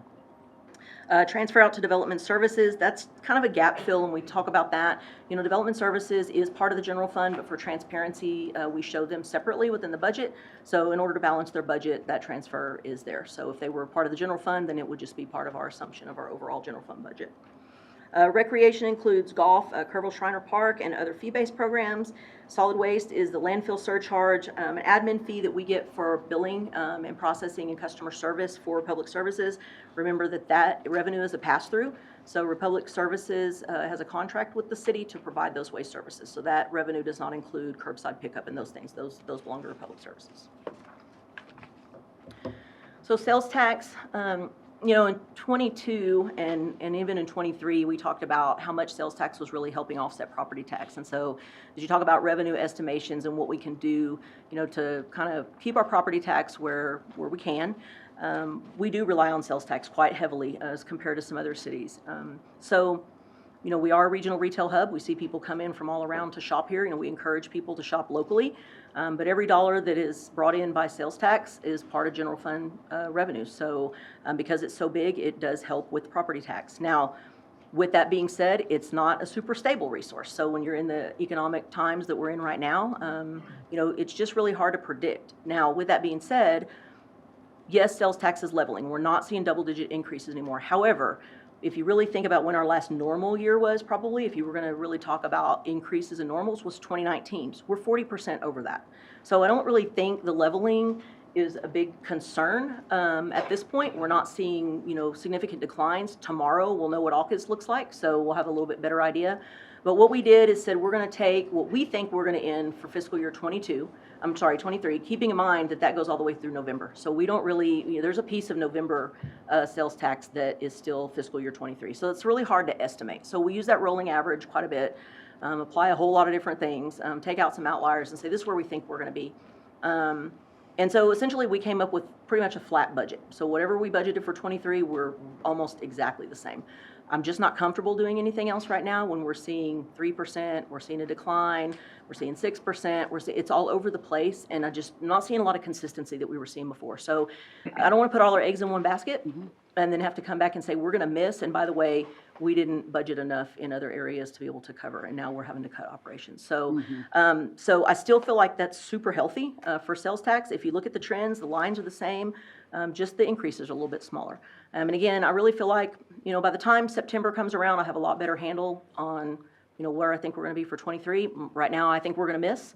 I don't think it's going to be a huge miss, but we only budgeted 6% over where we thought we were going to end last year, so it felt like we were pretty conservative. So anyway, that's where we landed on sales tax after a lot of thinking and analyzing. So I don't feel bad about sales tax. I just don't think we're going to see those kind of increases for a little while. I mean, we have good economic growth. We've got commercial growth. We don't have a big influx of cash like we did in 21 and 22. Okay, on the expenditure side, personnel, we talked about that at 71.3% of our overall expenditures. So we know that. We talk about it all the time. $26.8 million in personnel costs, and that includes salary, benefits, and training, so we group it all together. Everything that's related to personnel. Public safety is 62% of that, so that it does not include any support departments. So, IT probably spends 30% of their time public safety. That's none of that. Those are all outside of that. So this is specifically police and fire. So the 24 budget assumes for personnel a 13.2% increase in group health, as Kim mentioned in your meeting, we've talked about earlier, a 3% cost of living adjustment for all employees. We budget every year an average 3% merit. That's a constant. That's not a change from prior years. And then step increases for public safety employees as that is applicable, and depending on their hire date. And those vary a little bit. But one of the things that we really have, I guess, worked through over the past year is instead of having some people get a step plan increase in April, and some get it in October, and some are all over the board, and it's every 2 years. Our budget this year proposes leveling so that public safety employees hired after a certain date, and I won't go into specifics about that. If you have questions, either chief can answer it. But essentially, everyone will get their step on 10/1. And so it's level with everyone else. It's not all over the place. It's much easier to manage and keep up with from an HR standpoint, so we're going to have some time savings there too. And really, you're not asking someone to wait 2 years for an increase. And right now, when we're having such a hard time with staffing, we worked through it for a long time. And so this budget does include that. There wasn't a major dollar impact of less than $200,000 to do this leveling. And so it's basically stepped out. If someone was supposed to get an increase, then they're going to get their regular increase. If they weren't scheduled to, then it's tiered smaller so that the end result is the same. So over time, it's the same as if we were doing what we were doing before. So just a little bit of upfront cost to get it done. So the adjustments to public safety step plans, as we talked about, but basically just taking a look at personnel, that is our biggest category. And so, a small change can make a big impact. And we realize that, but we feel like it's an important investment that we make to be able to do what we do. So moving on to other categories, maintenance is 10% or 10.9%, about $4 million. It's 3% over 23's budget, but 23 over 22 was 9%.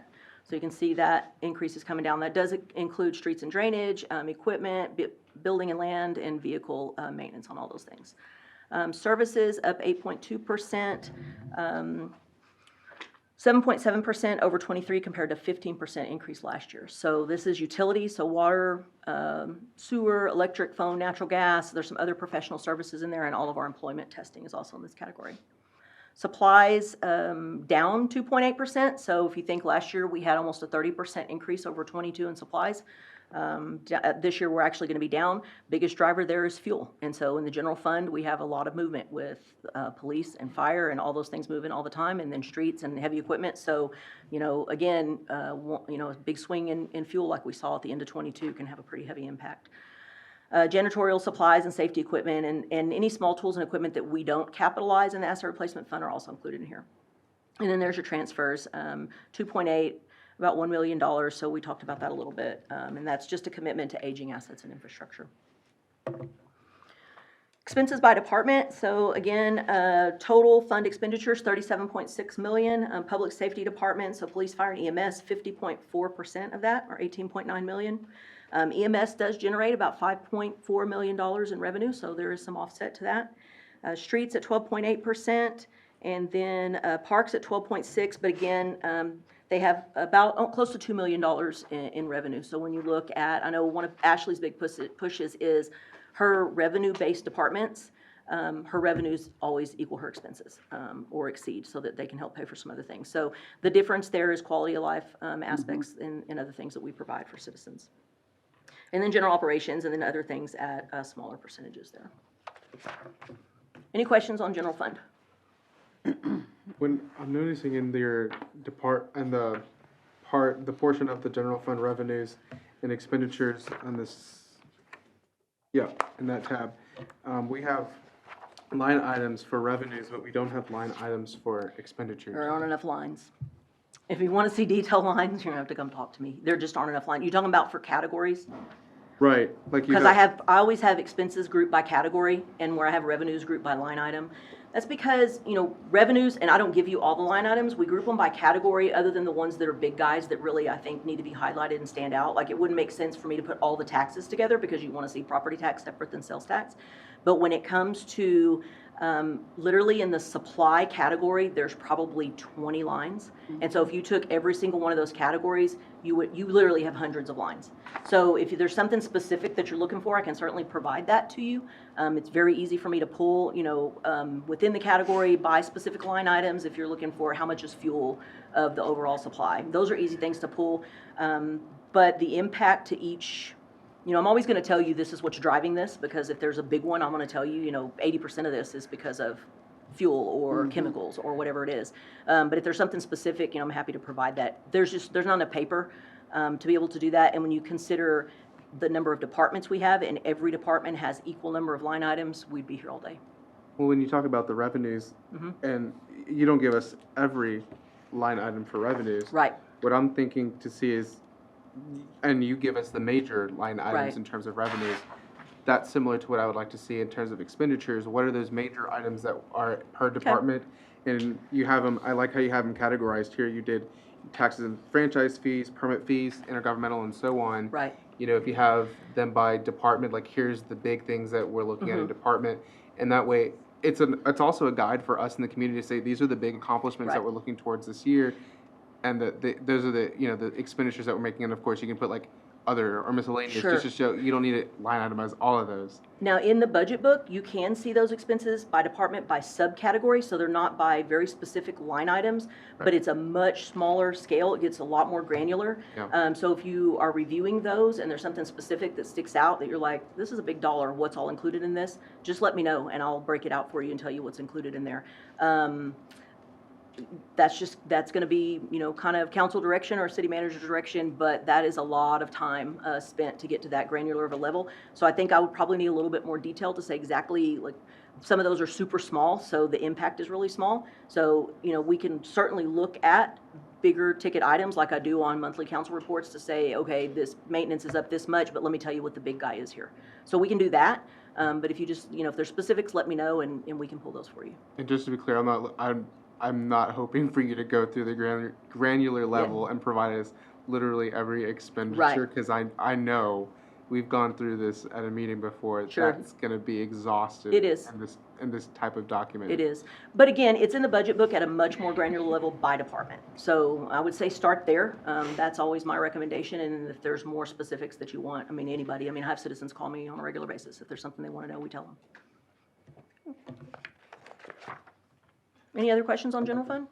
I just want to say, you mentioned the budget book. That budget book is absolutely fabulous. Thank you. That's just- Jacob and Cole had a lot to do with Yes. that. So Jacob has spent hours on that. And then I'll build a graph and he will point out a mistake, and so then I have to go fix it. So I rely really heavily on my staff to help with that. So I'm very proud of it. I think they did a fantastic job.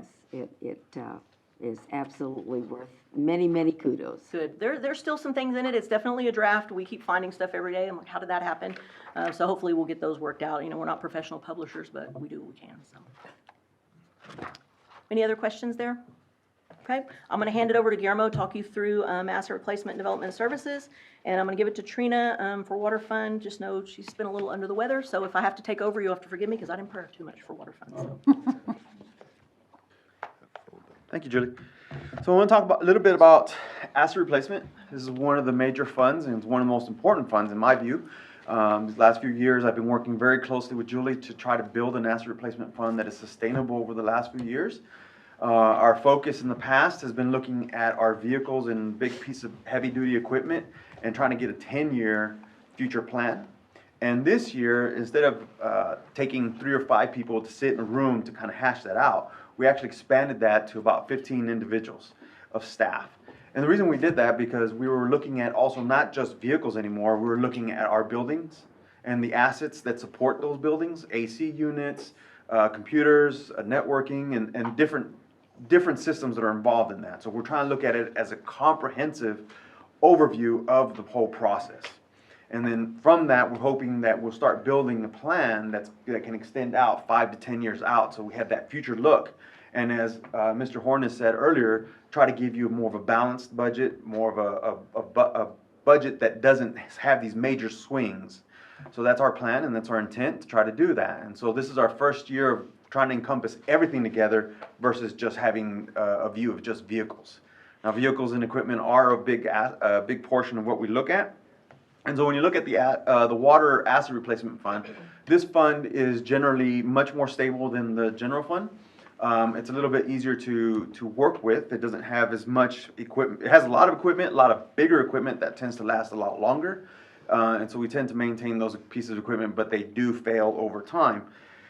And so we're looking at this point in time to transfer about $500,000 into the water fund, from the water fund into this budget.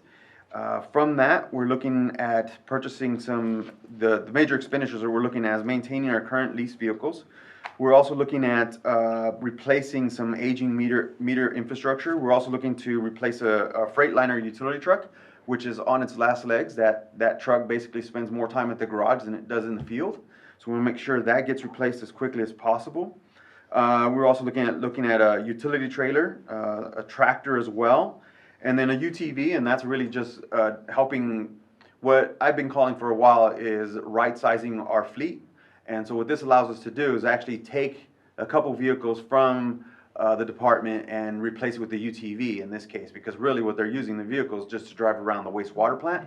And so do we need a Colorado driving around when a UTV is probably much more appropriate? So that's kind of the right sizing of the fleet that we're talking about. And so it's still a work in progress, but this is something that we're going to be working with the water department for Water Asset Replacement Fund to replace. So in total, we're looking at total expenditures of about $408,000 for this particular fund as a whole.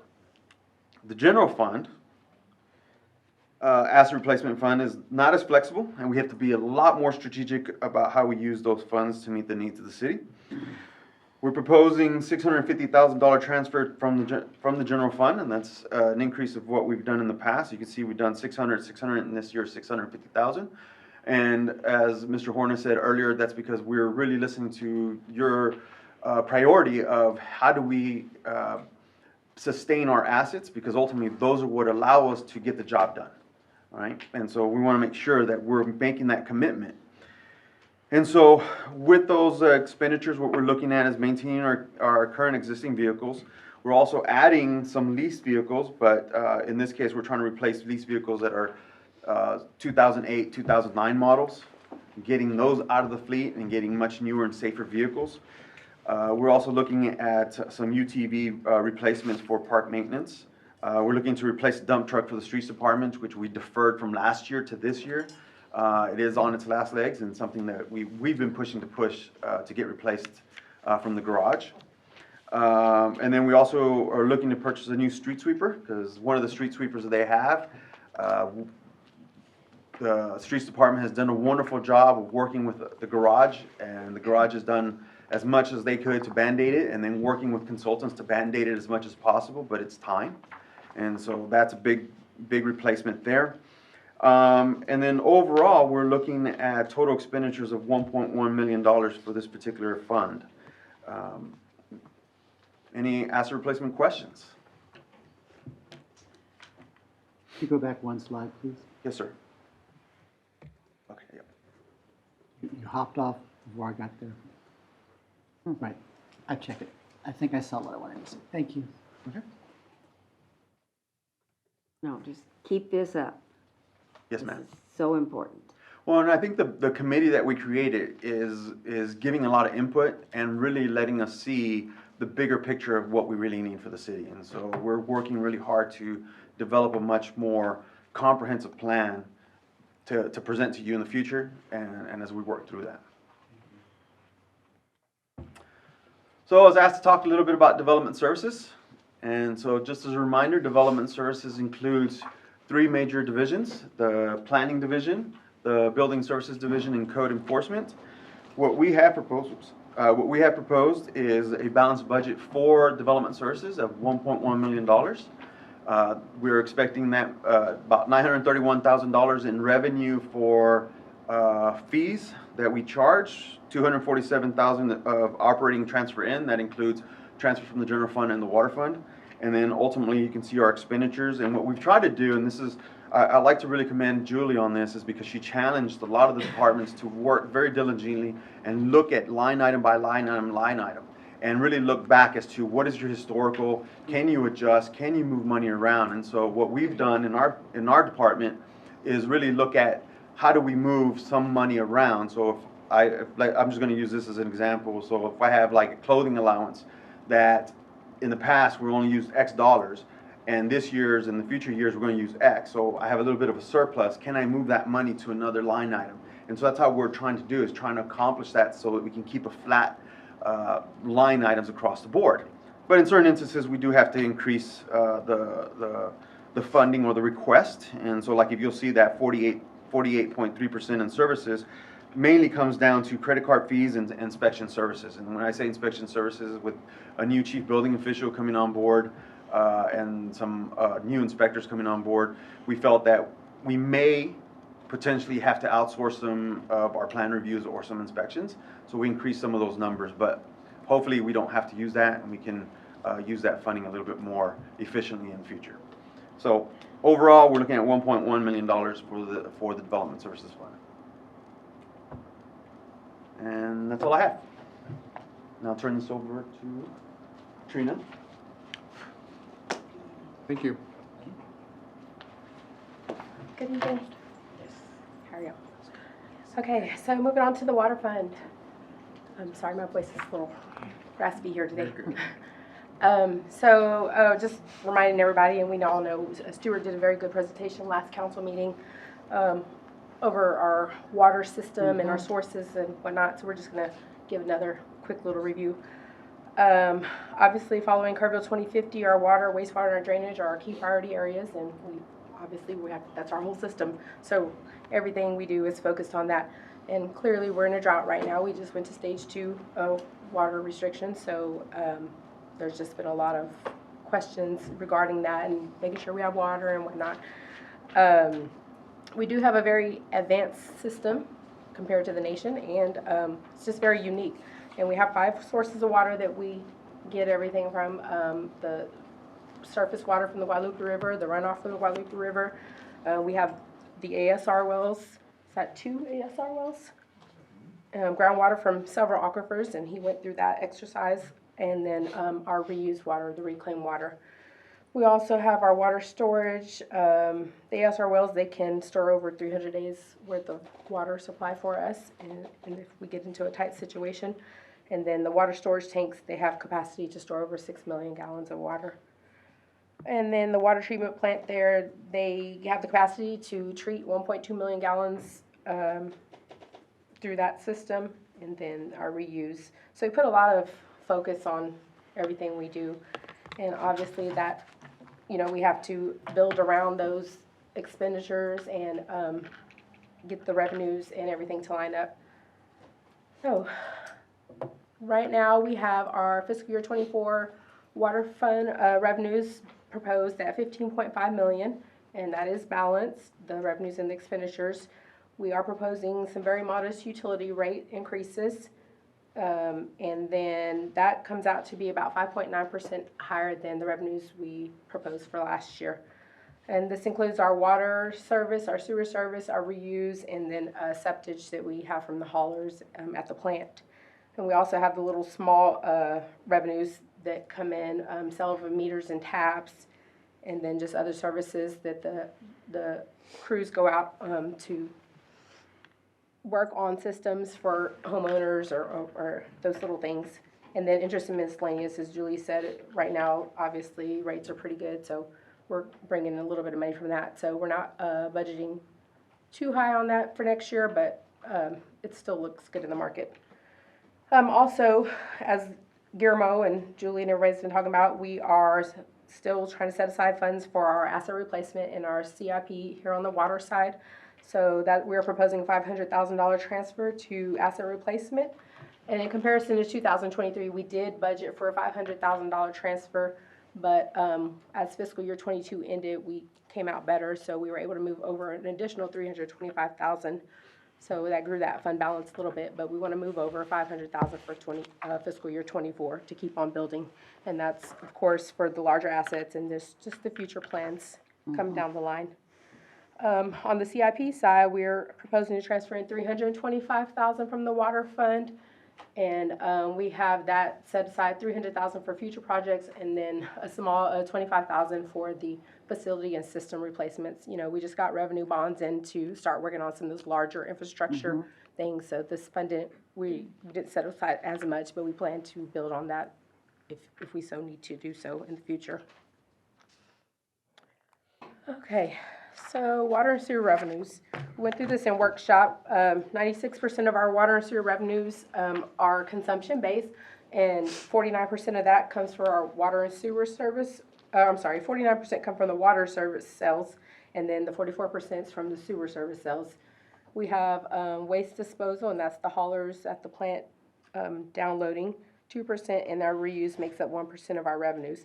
The other 4% come from the sale of meters and the taps and just the small installation projects we may have come up when new developers come in or homeowners need work on their lines.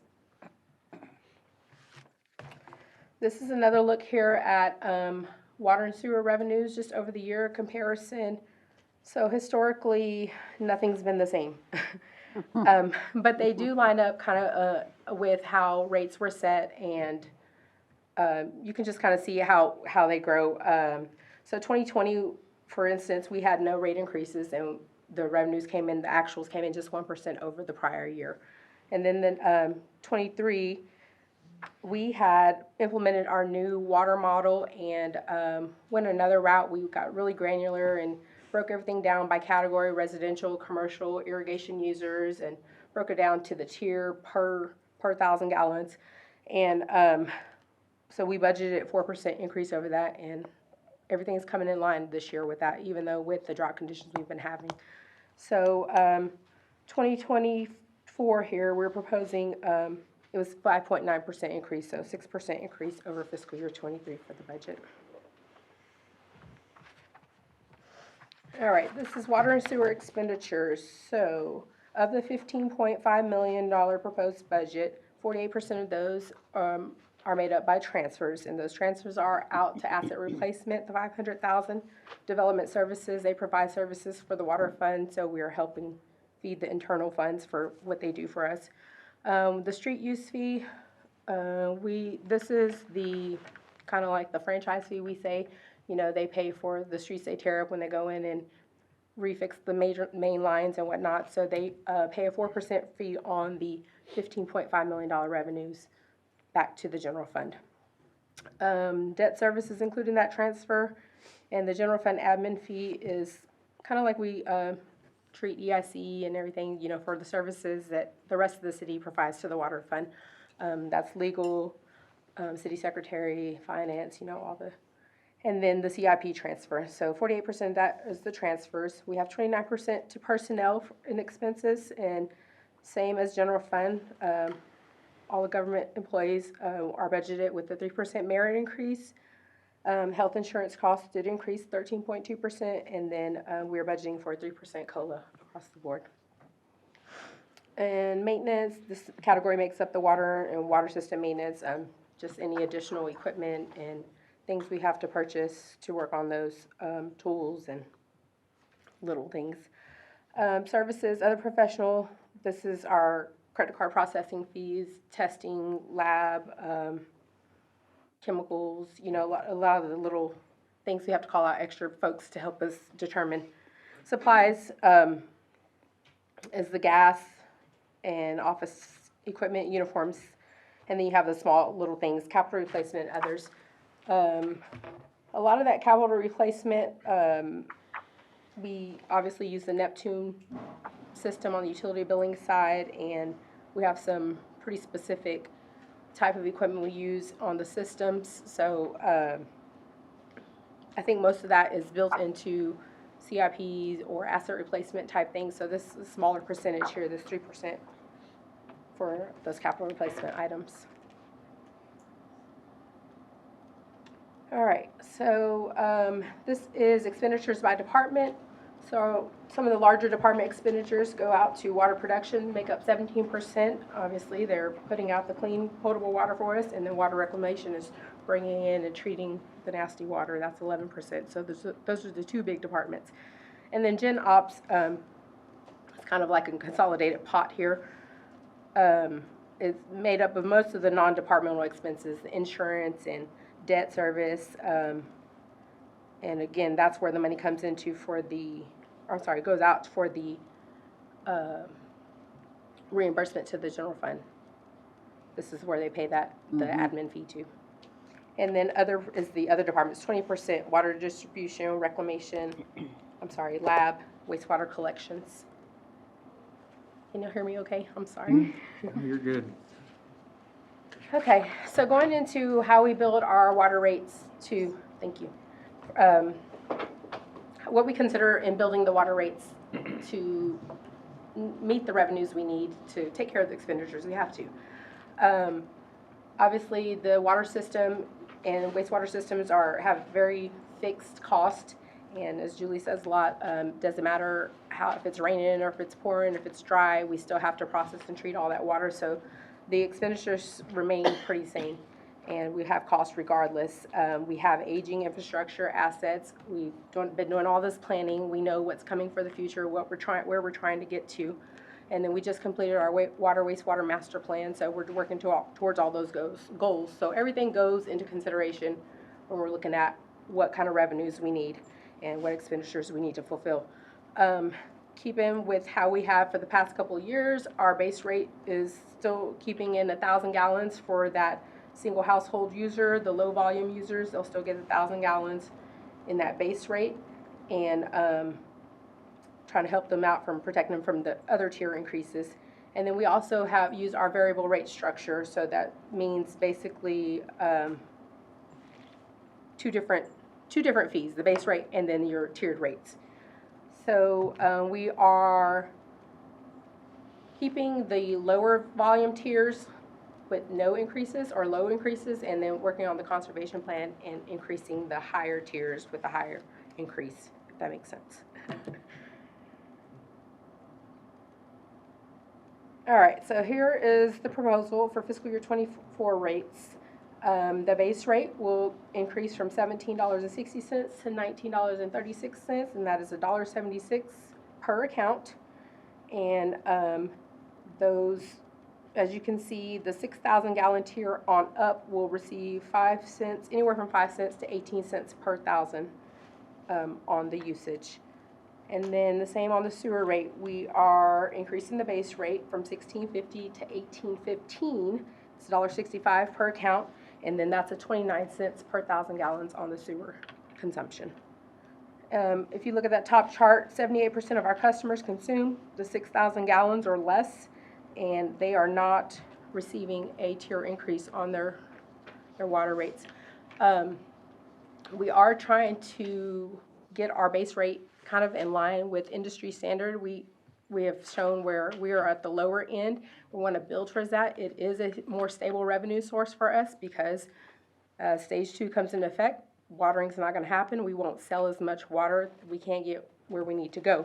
So if we have that steady revenue coming in to offset some of that, you know, that's just where we're trying to work towards. All right, this is a look at the water and sewer combined rates together. And our sewer average this year was a 5,300 gallon average across the board. That's looking at single home, residential, apartment, mobile homes, taking all those dwelling types into consideration, and the average across the board was 5,300 gallons a month. So a customer with an average consumption of 5,300 will see a $4.66 monthly increase, and that equates to about $56 a year, looking at it as a whole. And we do have the rest of our categories, water, irrigation, commercial, all those categories in the fee schedule if you want to see those broken down by tier and what that cost would be to those customers. All right, any water fund questions? I have a question on the rates. What is that industry standard that we're looking to get to? Well, we did a comparison. I want to say it is $27 is the median base rate, and that's very hefty, and obviously we can't get there overnight. So we're kind of looking at it for what we need and treading slowly, but we're just trying to build at least to an average median range, looking at other comparison cities. And as we said in workshop, you know, we compared our comparison debt cities. You know, they issue debt for their infrastructure and what they're doing and how they're getting the return on that. So it's something we're taking into consideration.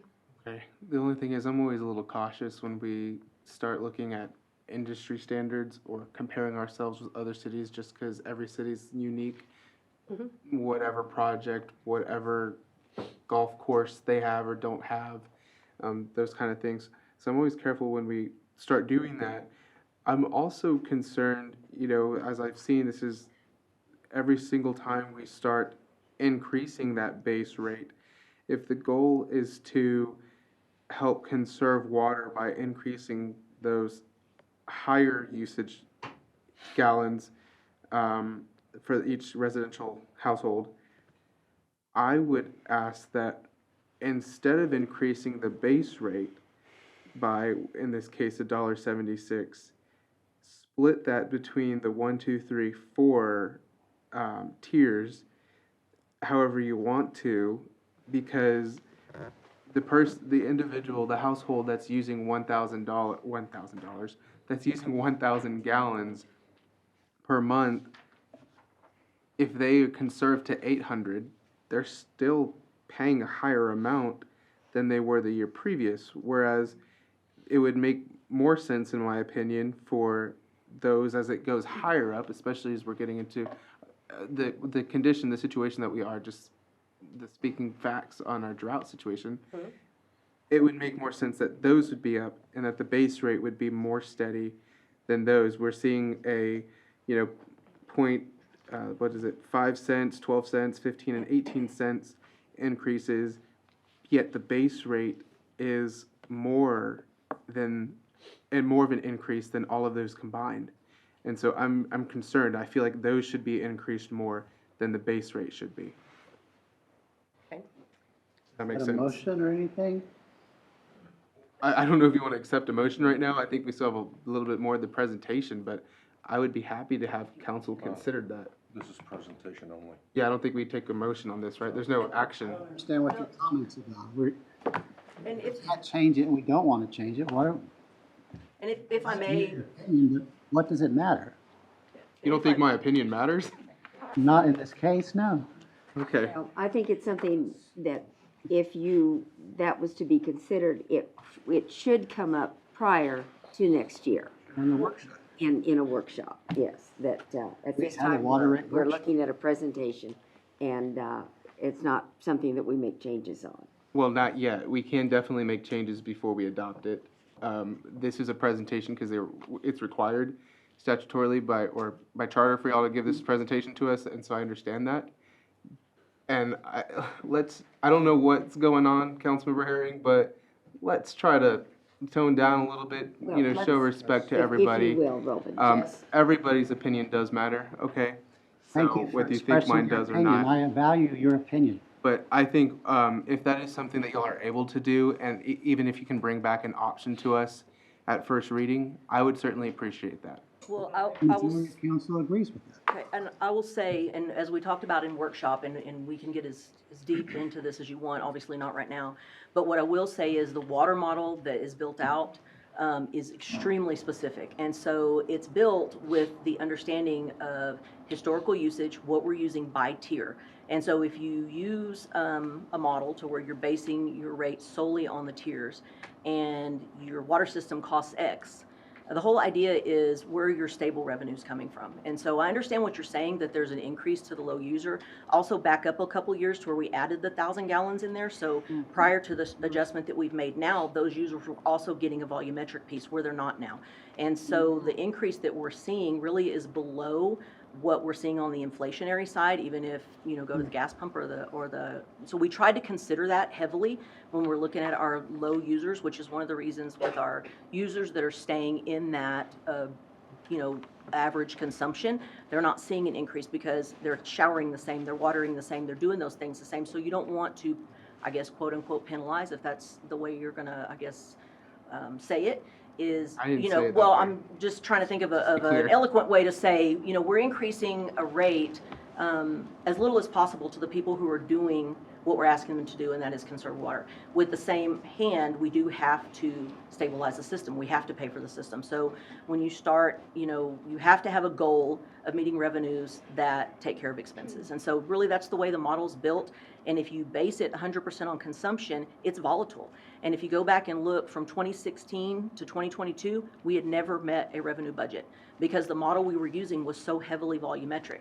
And so when we changed to this model, we're meeting revenue budgets. So it's a much, in my opinion, easier way to predict what's going to happen in the future. Now, right now, with what we have, we can't predict. We can get close, we think, just based on what we see with people's habits. I think the big driver for us, and from what we've heard from council, is really look at water conservation. And that's why the increases to the tiers are larger at those larger levels. And if you look on the commercial side, if you really dig into those kind of pieces, the larger users is where the increase is. So the dollar, I can't read that from here, sorry, 76 or whatever it is on the base rate is, pretty conservative, in my opinion, for, around a $4, and actually less than that if you're only looking at the base rate. So anyway, you want to? I'm gonna jump in.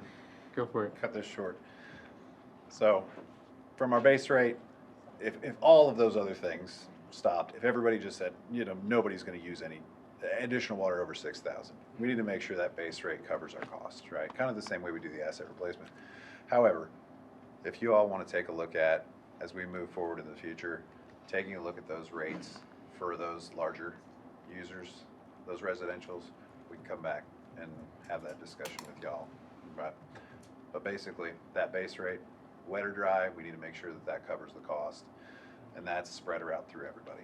But we certainly can come back to y'all and have conversations in the future if you all want about those higher users and what those rates, what those should be. I was gonna say, this issue isn't anything new that I brought up. I mean, and I think since I've been on council, I've raised it. And so it's not something like I'm just all of a sudden bringing it up as they're presenting this new budget to us. I also think assuming we're at stage 4 and that's where nobody's allowed to water, no water is permitted, are we going to say then that we're going to raise that base rate very high and now everyone's saying we're not even watering yet, we're being charged a significant amount just because the city has to, get that revenue for us? That just doesn't make sense to that extent. If that's the case, then I think that's where the city, we need to figure out where do we tighten our belt. So, thank you. All right, Katrina, continue, please. That is all I have on water fund. Any more questions? Thank you. Thank you. All right, Mr. Kyle, we'll discuss CIP with you. All right, good evening, council. I'm going to go through just a few. So the projects that you see on these next two slides are just more of the larger full year. If you have any questions on other projects or the ones in particular, just feel free to stop me. So from a general fund standpoint, we've got the public safety facility. Julie mentioned that's going to be a three fiscal year occurrence. So we're looking at early part of 25 for that completion. So we're going to get into that fiscal 25. River Trail Downtown is going to take a majority of FY24. That's EIC funded, and so again we're only doing those first two segments of that. The Catalyst Area 2 pedestrian improvements, I get asked a lot of what that means. That's the sidewalk improvements that we got the Transportation Alternatives Fund on the south side of the river around the hospital. That's going to be relatively quick once we get through all the red tape with TxDOT. One thing I do want to mention, because it has been addressed, kind of seems to be the theme tonight, is the next one, the facility condition assessment. We have received proposals. I'll be bringing stuff back to you before. The goal is to be complete with that essential master plan of all the assessments, the 10-year maintenance plan, have something to present to you before next budget cycle. That way we can look and see, the 500, the 650, is that enough every year to get that baseline? So that's a huge component for us as a city. It has not been done. That way we're not bringing $500,000, million, and $3 million projects to you saying, hey, we need to find money. AC's out, or we had an issue here or there. So last one on general fund that I want to highlight is the downtown pedestrian improvements. Majority of expenses on that is the Earl Garrett and Water traffic signal. But if you recall, that also included the original bid included the Clay and Water intersection. K-Pub's doing some coordination with cuts, and then our part of it is the ADA ramps. Contractors out there right now. We're just trying to get that whole beautification component. It's EIC funded, it's grant funded, it's tourist funded. Just get downtown more attractive, as well as some of the Water Street side of the garage. So that's all I have for the general fund that I was going to highlight. Do you have any questions before I move to the water? Okay. No, I just want to reiterate, doing this asset replacement is so necessary, and I'm just applaud you guys because it does take lots and lots of time, and applaud you for. Well, it's easier to bring back a master plan. When we talk water sewer, we do a master plan every 5 years. We know what that system needs. From our facilities, this building, for example, 12 years old. Have we done anything on it? Have we done the appropriate maintenance? We're going to look at every rock, as somebody mentioned earlier, is going to be turned over to look and make sure that everything is covered. So, and especially with the new facility coming online, when we don't want a $45 million facility just sitting once we move, fire, PD, IT, and so we're going to have that scheduled as well. That's going to be forecasted that, hey, you need to do this every year. Your big components are expected to be 15, 20 years. That's the goal of that. So, okay. Any other questions? General fund. Okay. Water, sewer. So we issued the revenue bonds. That handles probably half of this list. But if you recall, on the top two, those are remaining fund balances from Water Development Board projects. Knapp's Lift Station was Clean Water Fund, and the lowest take improvement is reconstruction, we'll call it. We used to call it rehab, but reconstruction is the remaining THM funds. So we're working through the environmental process of the THM, get a lot of those. That's how we're able to get a lot of these components done. Some of the ones that we've brought to you already, the FEB lift station and clarifier, we've mentioned that before. These are much needed components in the wastewater plant that are going to get upgraded. The Trafford Street pump station is EIC funding mechanism to improve development on the Loop 534 corridor around the middle school. Now that development is actually occurring, we need to upgrade our components. So, First Street manhole replacement, again, another master plan item. Perfect example where we identified a need.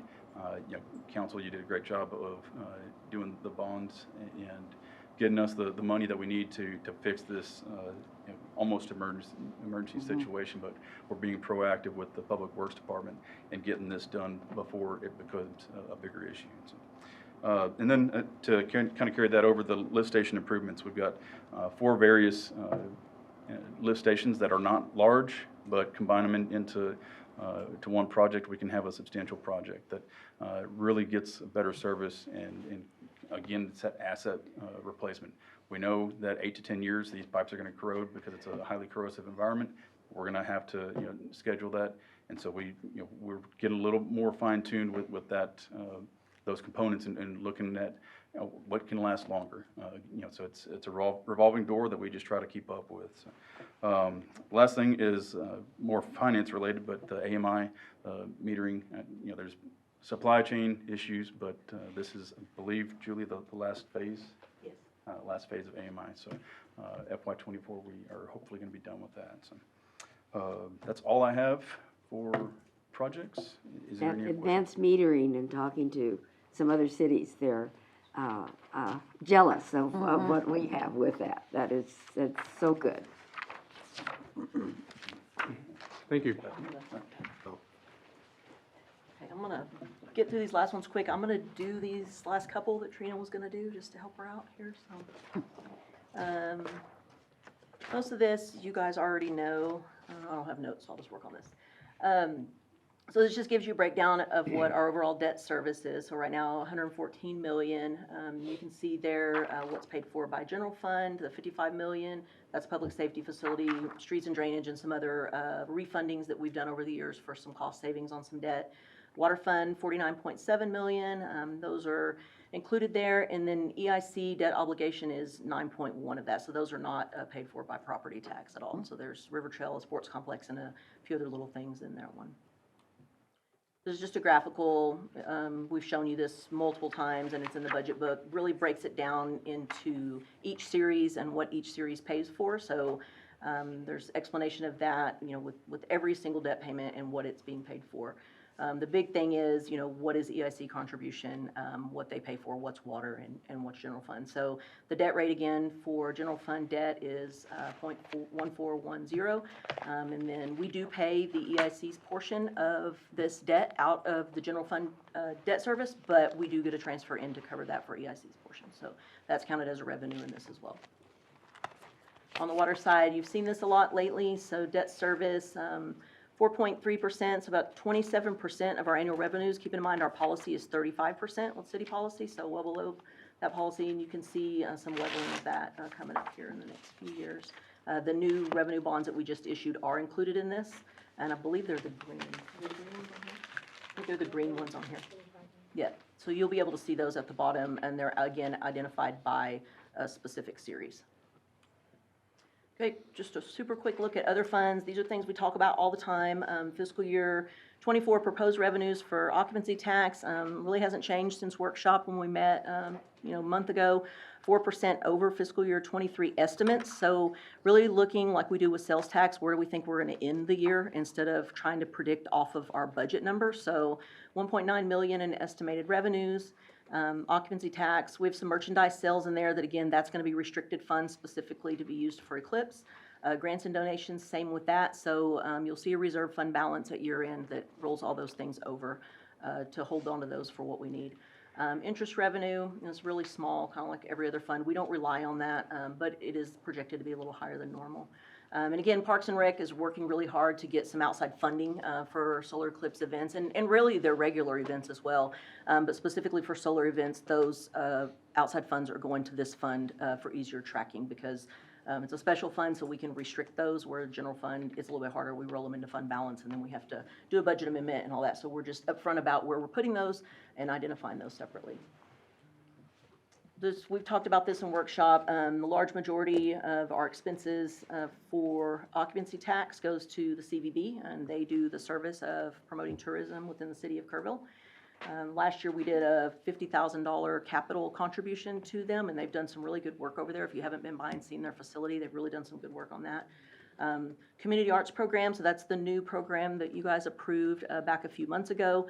That is going to be jointly funded with the Community Foundation for now, and they are seeking other funds to support that program moving forward. So they're still working on the initiation of that, and Julie will be coming back with an update as far as what that's going to look like.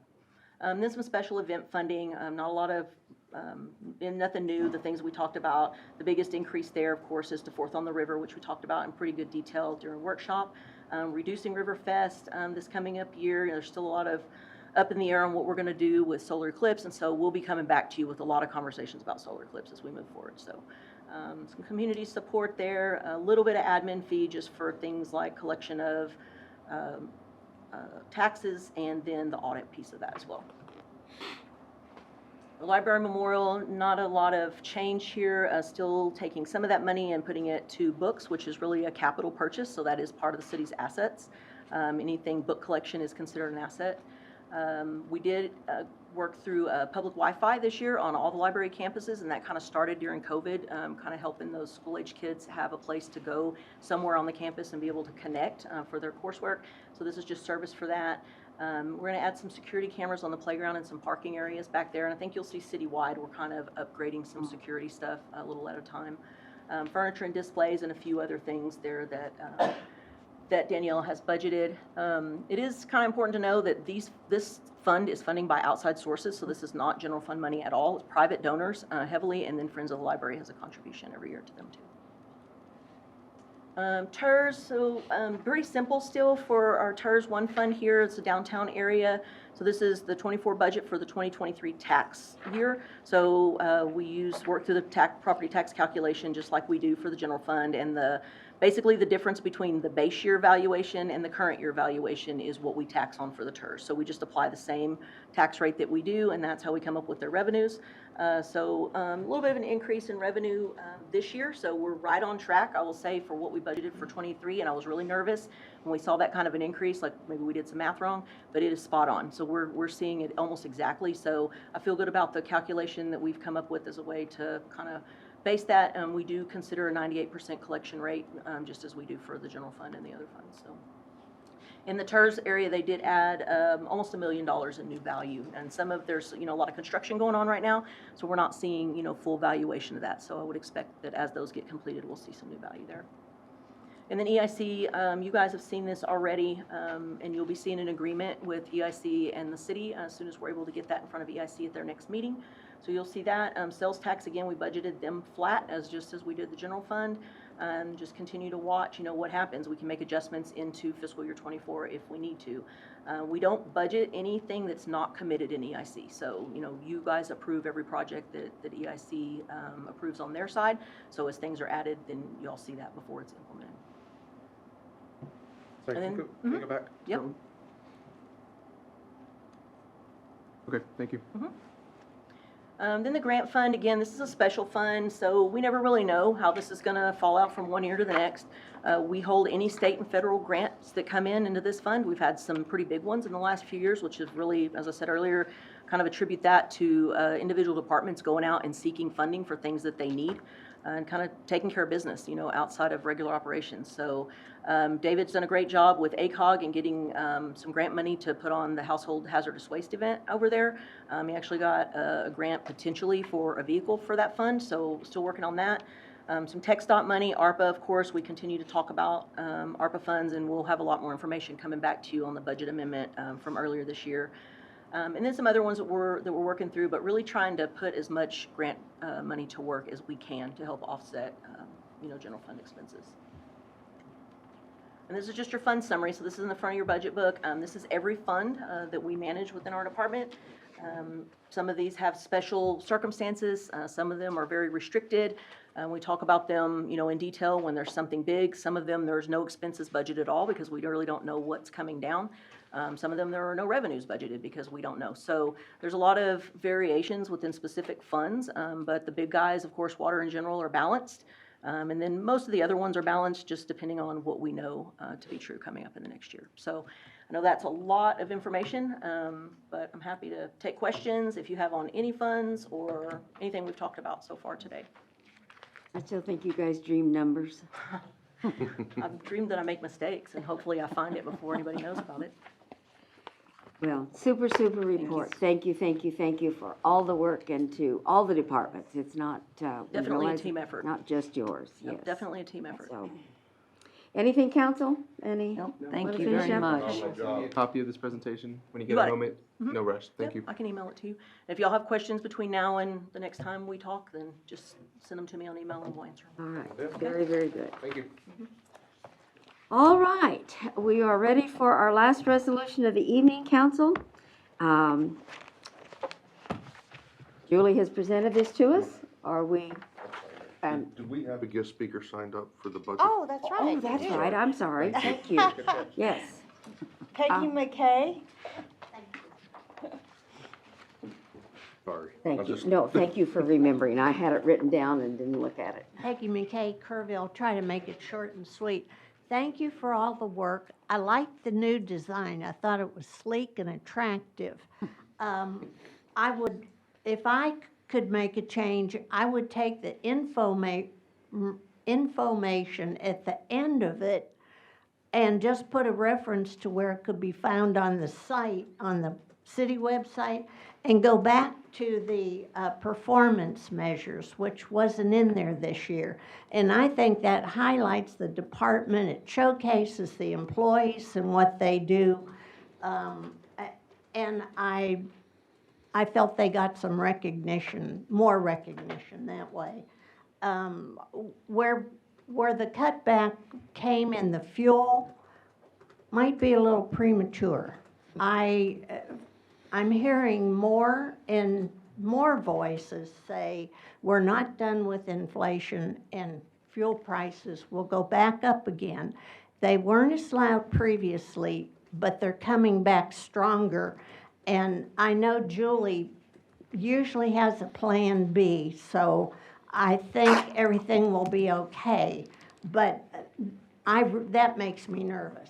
And Guillermo, where he was taking the line item within his department, I would like to see that done with maintenance, like we have the asset replacement. I think it's just as critical that we have that line item for maintenance and following the same procedure that Guillermo did, a percentage by department, whatever, but we can cover and not have these surprises with the maintenance. I am concerned about the drought and the water fund. I'm still not comfortable, and personally, one person, but I don't agree with the street use fee being taken out of the water fund. This year, it's going to be over $600,000, and I think that money would, in my opinion, it seems the money would be better spent if we started putting it toward the water master plan, which is unbelievable, to get all those things done.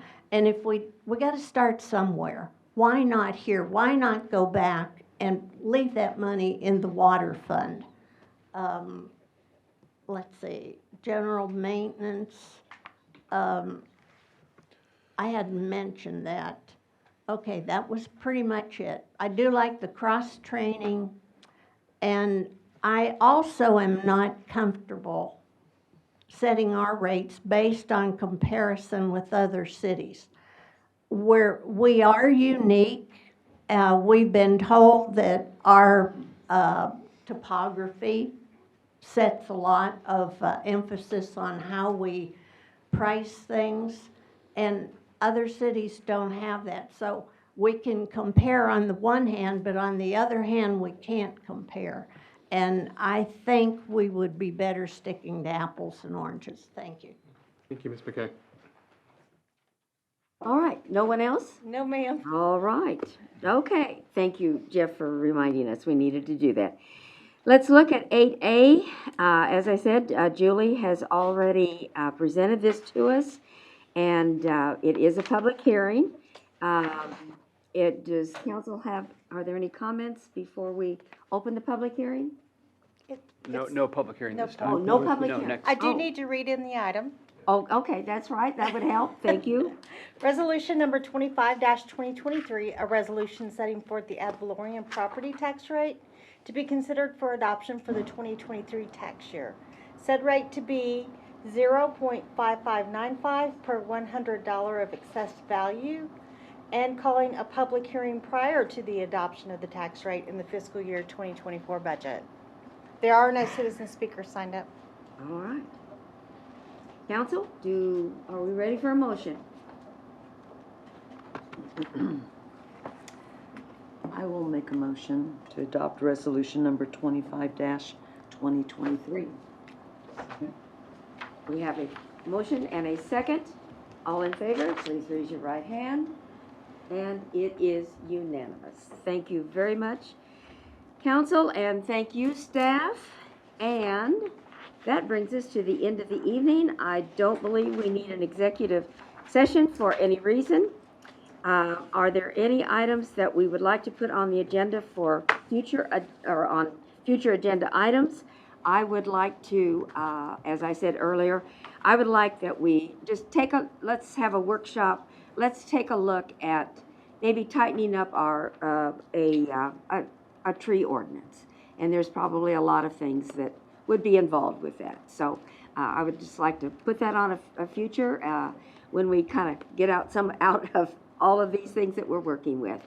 One other thing that I would like to suggest that we do, I think it's time that we take a look at our city charter and do a review of that. So I would like to put that on a future agenda item. Need seconds on those? I probably do need seconds on those.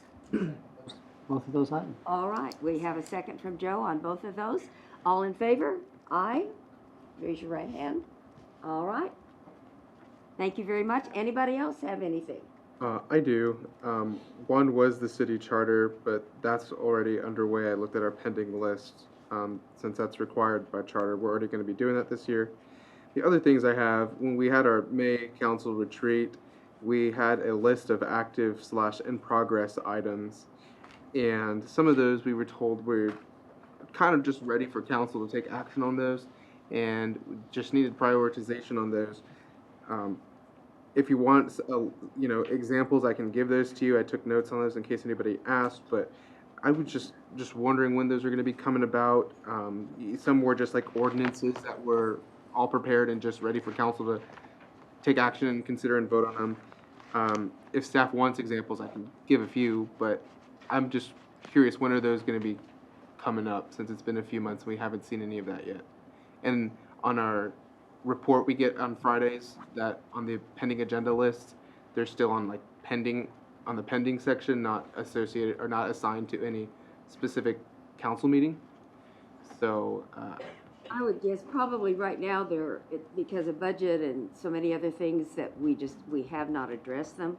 Do you want to be more specific, Roman? I can. So some were like smoking ordinance. We were told that was all drafted up and ready for us. If some of these are not the case, then that's fine. But these are what I remember we were told when I took notes. What if you gave us some that you would like to prioritize right now?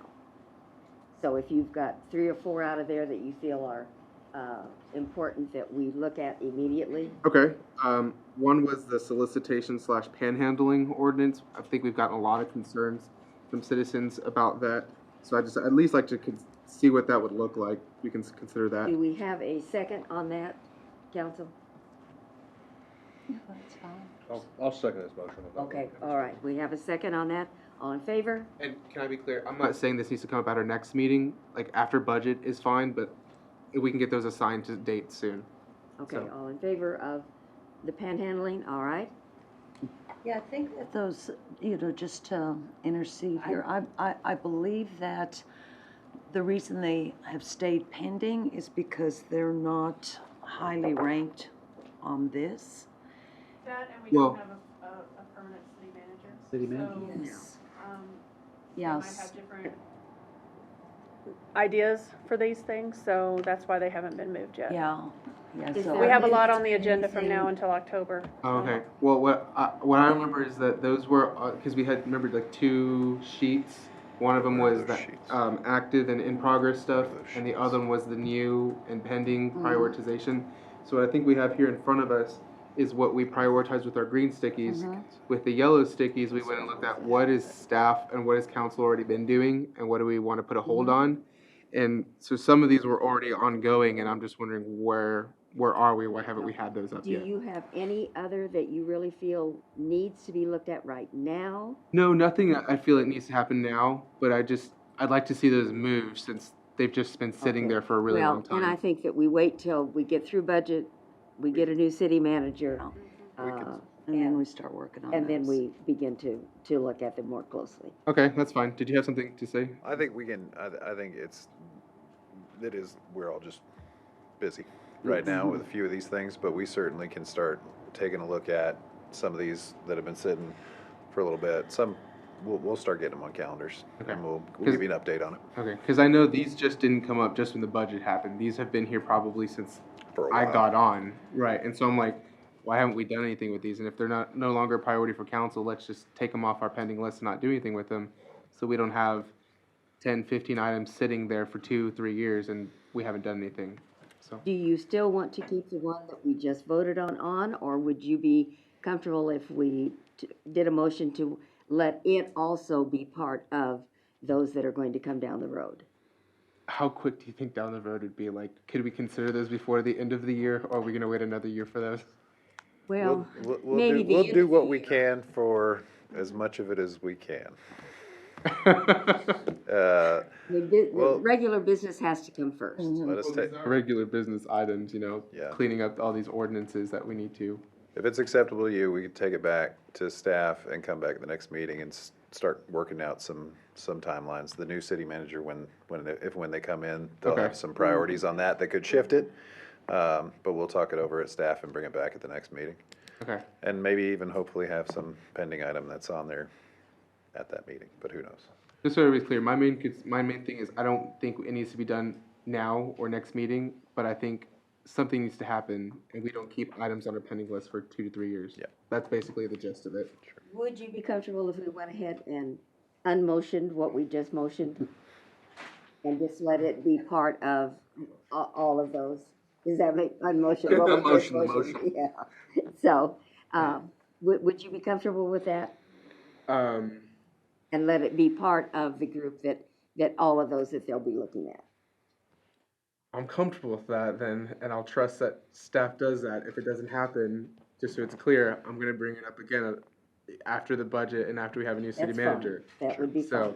That would okay, be so then, with consent, I don't think we need a vote, but just if everybody agrees, we will let that be a part of all the pending items that are there. Let's start working on those. Is that good? That's good, if we're all in agreement. Okay. Again. It is 8:15. Are you ready to go home? All right, at 8:15, we will close this council meeting. Thank you all for being here. Huh?